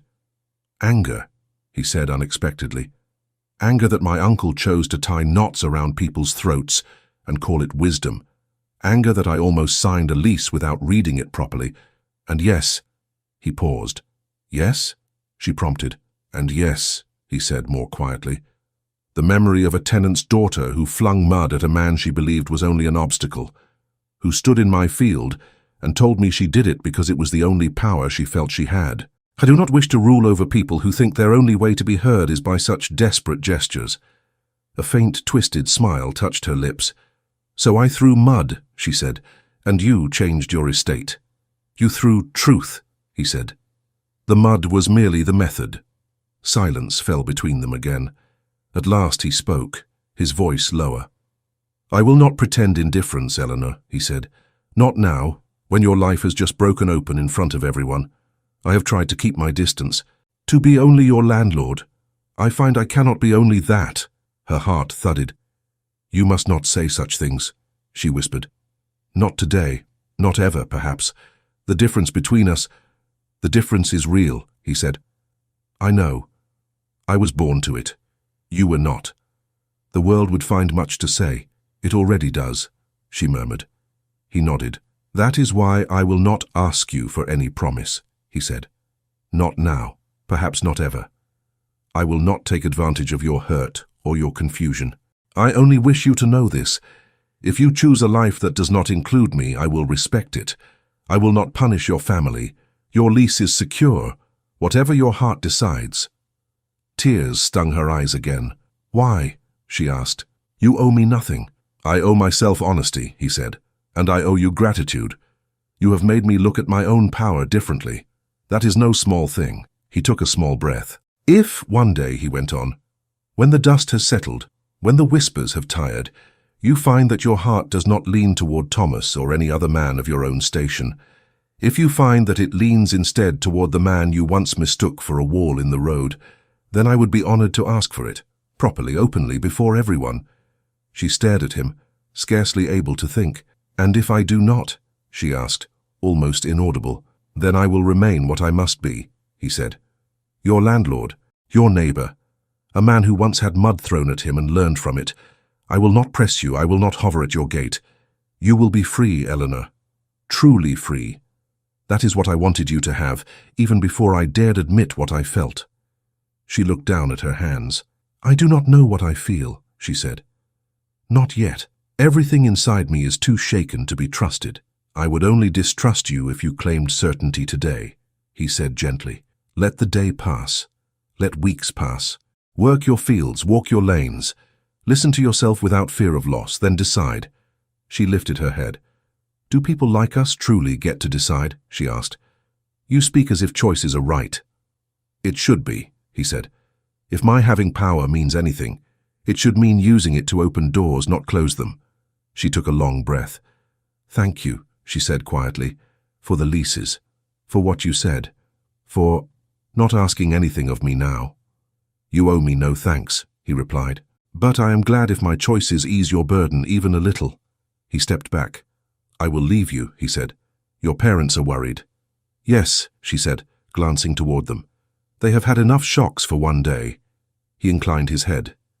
Eleanor, he said, her name gentle in his mouth. Whatever you choose, I wish you peace. And you, she said, I wish you a good harvest, in coins and in courage. A hint of a smile touched his face. That is the first time anyone has wished me courage, he said. I will try to deserve it. He turned and walked away across the churchyard, every line of him composed. She watched him go. When he vanished through the gate, she sank onto the low wall, hands folded in her lap, the cold stone pressing through her thin gown.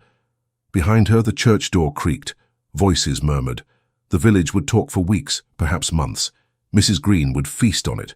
Thomas would have to hold his head high under questions. Yet beneath the churning shame and confusion, something else stirred. Her family would not be cast out. Their land was safe. Her future was no longer tied to a promise she had feared to keep. And somewhere on the hill above, a duke had spoken to her not as a creature beneath him, but as someone whose choice mattered. For the first time in her life, Eleanor felt the strange, frightening weight of a life that was truly hers to shape. Autumn settled over Rosebery in gentle turns. Days shortened. The fields, once busy and loud with harvest, quieted. Smoke rose from more chimneys. People turned their hands from scythes to mending tools, from taking in grain to counting what they had stored. Gossip lingered longer than the last sheaf. Some still talked about the broken wedding. Poor Thomas, they said, left at the altar. Poor Eleanor, others whispered, to walk away in front of everyone. A strange girl, someone would add. Too much mind of her own, too much heart, another would answer. Eleanor heard enough to know, but not enough to drown her. In the weeks after Michaelmas, she went back to work. She rose early, tended the garden, helped her father repair fences, sat with her mother by the fire as they mended clothes. Her hands were busy, and little by little, her thoughts began to sort themselves. The hurt in her chest did not vanish, but it changed. The sharp shame dulled. The fear loosened its grip. Her parents watched her closely. Do not let your mind fall into holes, her mother would say when she caught Eleanor staring at nothing. Think of what is before you, not what has gone. What is before me? Eleanor would answer quietly. That is the question. Her father said less, but he worked with new steadiness. He no longer flinched when post arrived from the manor. The knowledge that the lease trap was gone seemed to straighten his back more than any tonic. One afternoon, when the light was already slanting and the air held a bite, Thomas came to the gate. Eleanor saw him from the window and stepped outside before her mother could. He stood there with his cap in his hands, boots dusty, face a little older than it had been a month before. May I come in? He asked. Yes, she said, if you are certain you want to. I'm not certain of anything lately, he said, except that I cannot avoid you forever. We live in the same village, there are only so many lanes. She almost smiled. Then come, she said. They walked a little way down the path behind the cottage, where the hedge sheltered them from the road but still left the sky open. For a while they said nothing. At last, Thomas cleared his throat. My mother is beginning to speak to me again, he said. That is something. Has she forgiven me? Eleanor asked. No, he said honestly. Not yet. She may never. But she will speak of chickens in your hearing. That is her first stage of forgiveness. A huff of laughter escaped her. And you, she asked. Have you forgiven me? He looked at her for a long moment. I do not know if forgive is the right word, he said slowly. You did not betray me. You told me a hard truth. I do not like the truth, but I like lies less. She nodded. I never wished to hurt you, she said. You have been good to me. I was good to myself as well, he replied. A man ought to choose a wife who can look at him and say yes without swallowing her own heart. She swallowed anyway. Have people been very unkind? She asked. To you, I mean. Some, he said. There were jokes at first. Then they grew bored. Now they talk about the Duke again, about rents and repairs. Their lives are too full to keep my broken pride alive. I am sorry, she said softly. I am sorry too, he answered. Not that it ended, but that we did not know ourselves better before we stood there. She shifted her weight. Will you be able to marry someone else? She asked. One day. He gave a small, wry smile. I do not know, he said. Perhaps. There is a girl in the next village who bakes bread so well, I thought of proposing after the first loaf. My mother has already begun to plan it in her mind. Eleanor blinked. Truly. She is very fond of the girl's crust, he said. As for me, I will take my time. I have learned not to rush into churches. She let out a breath she had not realized she was holding. I want you to be happy, she said. And I want you to stop apologizing, he replied gently. You chose honesty, it hurt, but it was right. He hesitated, then went on. There are other things people say, you know, he said. About you, about the Duke. They think I do not hear, but I do. Her heart jerked. They are wrong, she said quickly. Nothing has happened. I believe you, he said. What I do not know is what may happen, so I will say this. Do not let pride keep you from something that might be good, simply because the village will talk. They will talk no matter what you do, let them. Marry a farmer or a duke or no one at all, but do it because it is what you truly want, not because it is the thing that makes the least noise. She stared at him. You give strange advice for a man I left at the altar, she said. I had time to think while my mother threw her apron over the kitchen chair, he said. I am stubborn, Eleanor, but I am not cruel. I do not want you to spend your life paying for one broken day. Her eyes stung. Thank you, she whispered. He shrugged, uncomfortable. If you end up a duchess, he added, do not forget who once pulled you out of a ditch when your boot got stuck. I will send you a pair of boots with gold laces, she said. Do not, he replied. They would only show the mud more. They both smiled then. The ache between them did not vanish, but it shifted into something gentler. When he left, she watched him go with a feeling she had not expected. Not guilt, not relief, gratitude. Weeks passed. True to his word, Henry did not hover. Eleanor saw him only at a distance, riding along the far hedge, speaking with a group of men near the mill, walking with Harrow toward a boundary marker. Once or twice their eyes met across a field or the churchyard, and they exchanged a small, polite nod. He did not seek her out. He kept his promise to give her space. That, more than any speech, made its way under her skin. When the first frost touched the edges of the grass, a new notice appeared at the inn. This one was less alarming. To all tenants and inhabitants of the Ashbourne estate, the innkeeper read aloud, you are invited to a harvest gathering on the grounds of Ashbourne Manor 1 week hence to mark the close of the season and the beginning of new terms. Food and music will be provided. Families welcome, signed Henry Blackwell, Duke of Ashbourne. Food and music, someone said. He means to feed us now as well as house us. Better than taxing us at the gate, another replied. I will go. I want to see the inside of that place before I die. Eleanor felt her stomach twist. At supper, her father laid the notice on the table. What do you think? He asked. Shall we go? Her mother pursed her lips. I have never felt easy under that roof, she said. It belonged to men who could turn us out with a flick of a pen.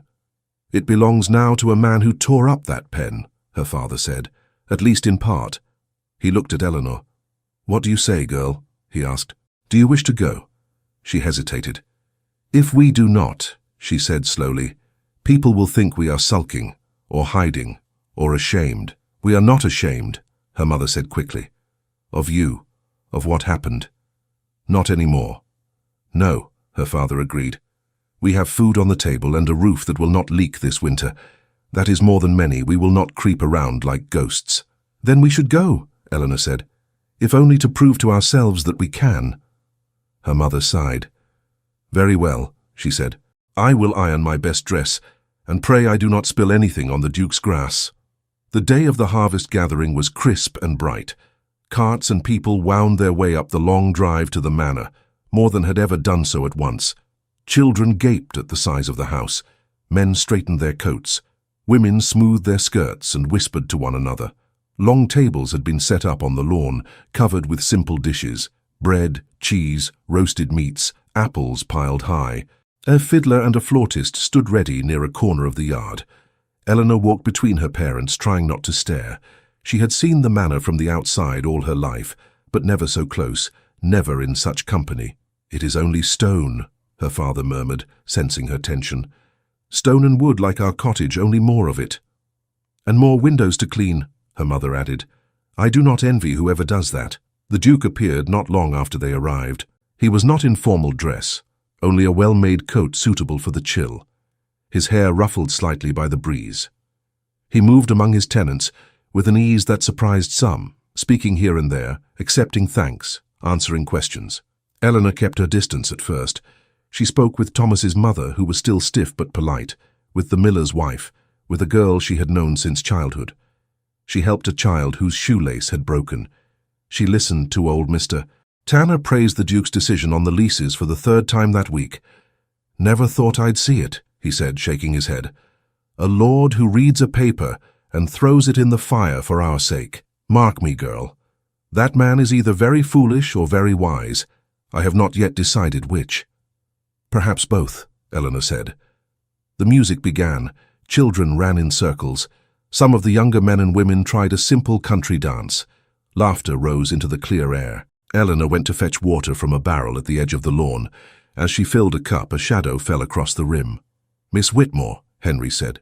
She turned. "Your Grace," she replied.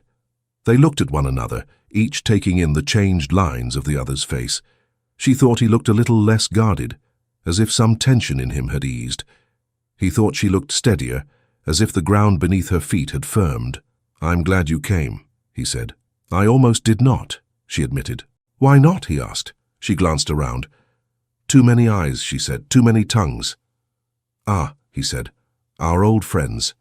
She let out a small breath. "I did not want to give them more to speak of," she said. "I have provided them with stories enough." He studied her. "And yet you came," he said. "Yes," she answered, "because I am tired of living by their stories." A slow warmth moved through his chest. "May we speak over there?" he asked, nodding toward a quieter corner of the grounds near a row of old yews. "You will still be in sight. I will not give Mrs. Green the pleasure of fainting." "She would not faint," Eleanor said. "She would enjoy it too much." "True," he said. They walked together toward the yews. People noticed. Heads turned. Murmurs started, but no one followed. They stopped in the shade of the trees. The noise of the gathering softened there like waves heard from a distance. "Have these weeks been kinder to you?" he asked. "Kinder than the day at the church," she said. "That is not a high bar, but yes." "And your family?" he asked. "Relieved," she said. "My father sleeps better, knowing the lease will not swallow us whole. My mother scolds less. That is how we measure joy in our house." He smiled. "And you?" he asked. "Do you sleep?" "Sometimes," she said. "Sometimes my thoughts keep walking long after I lie down." "Where do they walk?" he asked gently. She met his gaze. "Too often," she said. "They walk up this hill." Silence settled between them again. Not empty, but full. "At the church," she said quietly. "You told me you would not ask for anything, that you would wait if you must for me to know my own mind." "I remember," he replied. "I have tried," she went on, "to imagine many futures. One where I marry another farmer. One where I never marry and live with my parents until their days are done. One where I leave this village altogether. In each of them, I tried to set you aside." "And?" he asked, his voice very soft. "And I could not," she said simply. "You appeared anyway. On the lane, in the fields, on the green. In my mind you kept being there, whether I wished it or not." His breath caught. "I told myself it was foolishness," she said. "Curiosity. The thrill of something that could never be. Then I watched you change the leases. I saw you speak to men who had always been afraid and treat them as if they mattered. I watched you keep your distance from me when you easily could have used my confusion to your advantage." She swallowed. "I came to understand," she said, "that I did not care for you because you are a duke. I care for you because of what you chose to do with being one." The words hung in the air. He took a small step closer. "Eleanor," he said, and her name sounded like something he had been wanting to say for a long time. "Are you sure? Truly sure? This path would not be easy. The world will not forget the distance between us. You would walk into a house that whispers, into rooms that expect you to know steps you were never taught." "I will stumble," she said. "I am used to that. The ground is not smooth in the fields either." He almost laughed. "I am serious," he said. "So am I," she replied. "I will not pretend I do not dread some of it. I know there will be times when I feel small among your people, but I also know this: when I think of walking any road, however rough, and I imagine you not being there, my chest hurts. When I imagine you beside me, it does not." He closed his eyes briefly as if steadying himself. "Do you love me?" he asked, not as a command, but as a plea for truth. She did not hesitate. "Yes," she said, "I do. With more fear than I expected, and more hope than I know what to do with, but I do." His hand moved as if of its own accord, then stopped halfway, hovering between them. "May I?" he asked. "Yes," she whispered. He took her hand. It was a simple touch, fingers closing around fingers, but it felt like the sealing of something long in the making. For a moment they simply stood, the noise of the gathering a distant murmur. Then he dropped her hand and stepped back. "If I had my way," he said quietly, "I would keep this between us a little longer. I would give you time to settle into the idea before the world pounced on it. But I am not only a man, I am a duke. If I mean to ask you to share my life, I must do it openly, or not at all." Understanding flashed through her. "You mean now?" she asked, pulse racing. "Yes," he said, "if you will let me." She glanced toward the lawn. "Before everyone?" she asked. "Yes," he said, "so that no one can call you a secret or a whim or a mistake, so that they will know from the beginning that this is a choice I make with pride." Her heart pounded against her ribs. "That will give them more to talk about than anything I have ever done," she said. "It will," he agreed. "Can you bear it?" She thought of lanes and mud and whispers, of the church and the green, of her father's tired shoulders, now straightening, of Thomas's words, "Do it because it is what you truly want, not because it is the thing that makes the least noise." "Yes," she said. "If you can bear it, I can." He nodded once, as if sealing a vow with himself. "Then come," he said. "Stand with me." They walked back toward the center of the lawn together. Conversations faltered. Music wobbled to a stop. People turned, eyes widening. Eleanor felt every gaze like a touch, but she kept her head high. Henry climbed onto the small wooden platform that had been used earlier for speeches about harvest yields and repairs. He turned and held out a hand to her. She placed her hand in his and stepped up beside him. A rustle went through the crowd. Mrs. Green's mouth dropped open. The vicar's eyes grew very round. Thomas, standing near his family, went very still. Henry let the silence gather. Then he spoke. "Friends," he said, the single word carrying more warmth than titles ever could. "You have been patient with my speeches today. I ask for your attention once more." A few nervous chuckles sounded. Most people simply stared. "When I came here months ago," he continued, "I knew little of this place beyond what was written in ledgers. Since then, I have walked your fields, visited your cottages, and listened to your worries. I have tried in my imperfect way to be a better landlord than you had reason to expect." Murmurs of agreement answered him. Someone near the front called, "You have, Your Grace." He shook his head slightly. "Still," he said, "the greatest change in me did not come from papers or maps. It came from people, from those who, by their courage, forced me to see myself differently."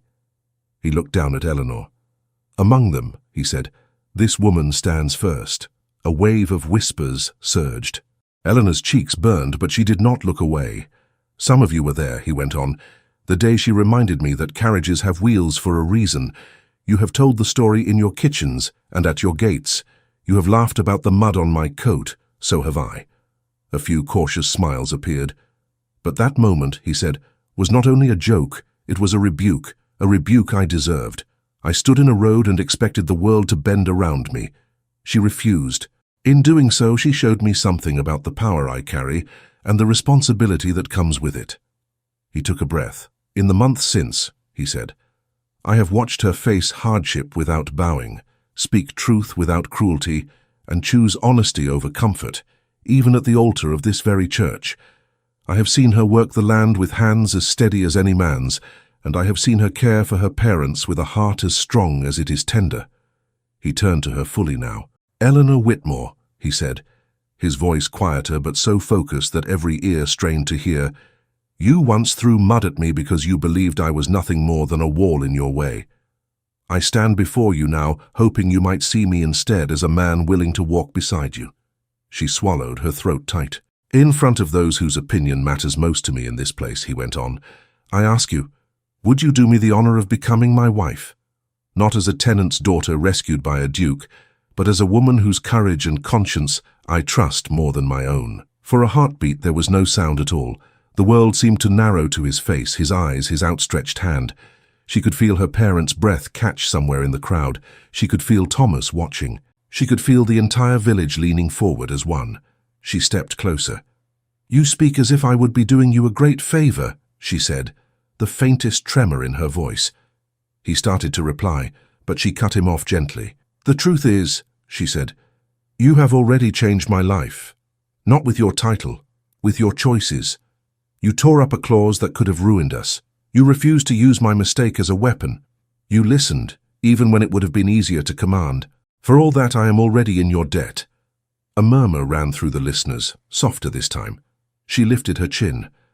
But I will not marry you out of gratitude, she said.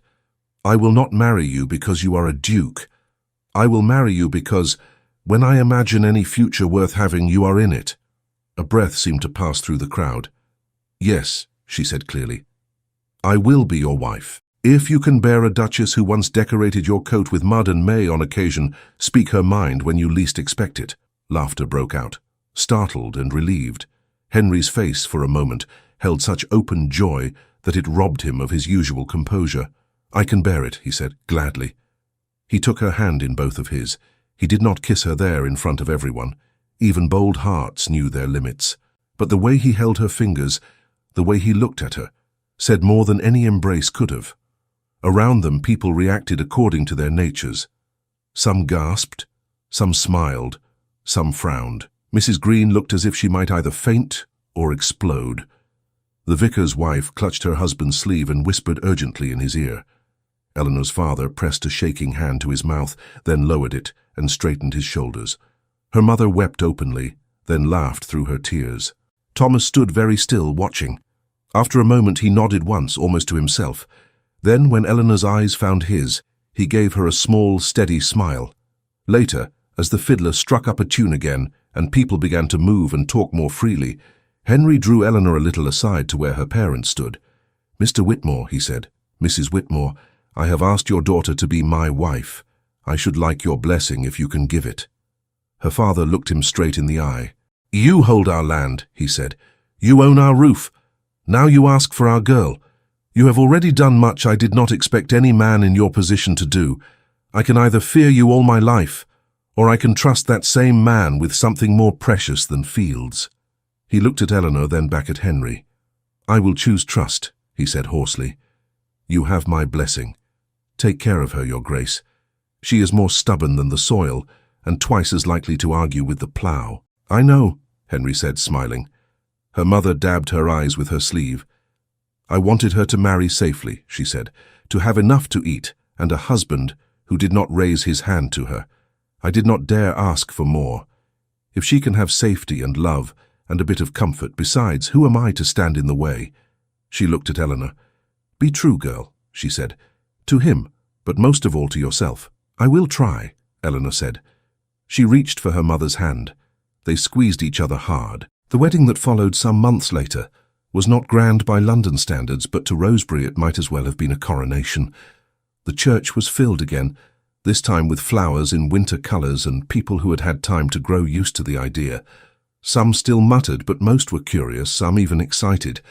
Henry stood at the altar in a dark coat, his usual composure touched by a visible human nervousness.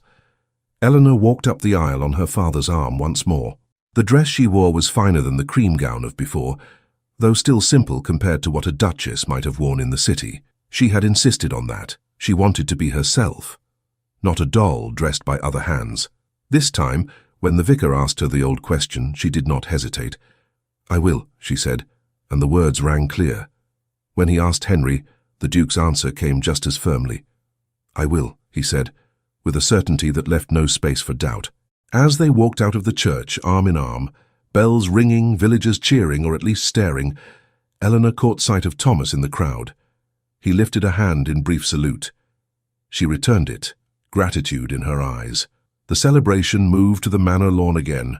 Tables groaned under food, music poured into the cold air, tenants danced with servants, children with grandparents, lines that had once been rigid, now bending, if not disappearing, at least softening. At one point, Henry and Eleanor slipped away from the noise for a few minutes, drawn toward the edge of the grounds where the drive met the lane. "Do you remember," he said, "our first meeting?" "How could I forget?" she replied. "You stood in the middle of the lane like a statue, and I mistook you for one that needed dusting." "Scrubbing, more like," he said. "I am surprised my valet did not resign." "You deserved it," she said, though her eyes shone. "I did," he agreed. "I thought the road existed for me alone. It took a handful of mud to correct that." He looked down at her hand in his. For the first time, there was a ring on her finger. Gold. Simple. Solid. "You have changed much in my life," he said quietly. "Not just my estate. Me." "Good," she said. "You needed changing." He raised their joined hands to his lips and pressed a kiss to her fingers, brief and reverent. "And you," he said, "have changed as well. Do you feel it?" She gazed down the lane past the hedges toward the village where her old life still lived, not lost, but woven into the new. "Yes," she said softly, "I feel bigger. Not taller. Just less afraid to take up space on the road." He smiled. "May we walk it?" he asked. "Just for a little, before someone drags us back to cut cake." She laughed. "Yes," she said, "let us risk the scandal of a duchess with mud on her shoes." They walked down the lane hand in hand. Near the narrow bend where they had first met, they found a cart stopped awkwardly, blocking the way. A young labourer fussed with a wheel stuck in a rut, face flushed with frustration. "I am sorry, Your Grace," he said, startled. "I did not see you coming. The wheel, it's stuck, and It is a difficult spot," Henry said calmly. "The lane is narrow. May we help?" The young man gaped. "Help?" he repeated. "No, Your Grace, I could not." "Nonsense," Eleanor said. "I have pushed more carts than he has fingers." Between the three of them, they freed the wheel. The cart jolted forward. The labourer stammered thanks, still half convinced he had stepped into a dream. As he drove off, Henry glanced at Eleanor. "Do you notice," he said, "how you no longer feel the need to throw anything?" She smiled. "I have better weapons now," she said. "Words, choices. A duke, a husband," he corrected gently. "Yes," she said, "a husband." They stood there for a moment, in the place where their quarrel had begun and their story had truly started. The road did not look different, but everything else did. Later, when they returned to the manor and the music and the warm press of people, Eleanor carried the image of the lane with her like a quiet vow. She knew there would be difficult days. There would be dinners with people who looked down their noses at her, letters from London full of expectations, decisions about land that would test her heart. There would be arguments with Henry when their strong wills met, tears when the world proved stubborn. But she also knew this. She had chosen this path with open eyes, not out of fear, not out of obligation, but out of love. And as she moved through the rooms of the house that had once loomed over her life, now calling it home, she felt a strength in her chest that had nothing to do with titles. In the years to come, people in Rosebery would tell many versions of the story. They would speak of the day a tenant's daughter threw mud at a stranger and found a duke instead. They would argue about whether it had been fate or folly, courage or madness. But Eleanor knew the truth was simpler and harder. A mistake had forced her to face herself. A humiliation had shaken her free of a life she had not truly chosen. and love had come not as a rescue from above, but as the joining of two people willing to lay down pride and pick up one another's burdens. Whenever she walked the old road and saw someone standing uncertainly in the way, she would remember the girl she had been, the man she had misjudged, and the future they had built from that messy, awkward beginning, and she would smile to think how a single stubborn act had led her step by step to a life where her heart at last was entirely her own. Thank you so much for listening to this story all the way to the end. We hope it moved you as much as it moved us while telling it. We'd love to hear your thoughts. Leave us a comment telling us where you're listening from and what you liked the most. Rate this story from 0 to 10. What score would you give it? If you enjoyed this story, don't forget to subscribe to the channel and leave a like as a show of support. That really motivates us to keep creating and sharing more stories full of emotion and life lessons. And before we go, we want to remind you that an exciting and heartwarming story recommendation will appear on the final screen. If you'd like to enjoy it, just click on the video. Thank you once again for being here, and we'll see you in the next story.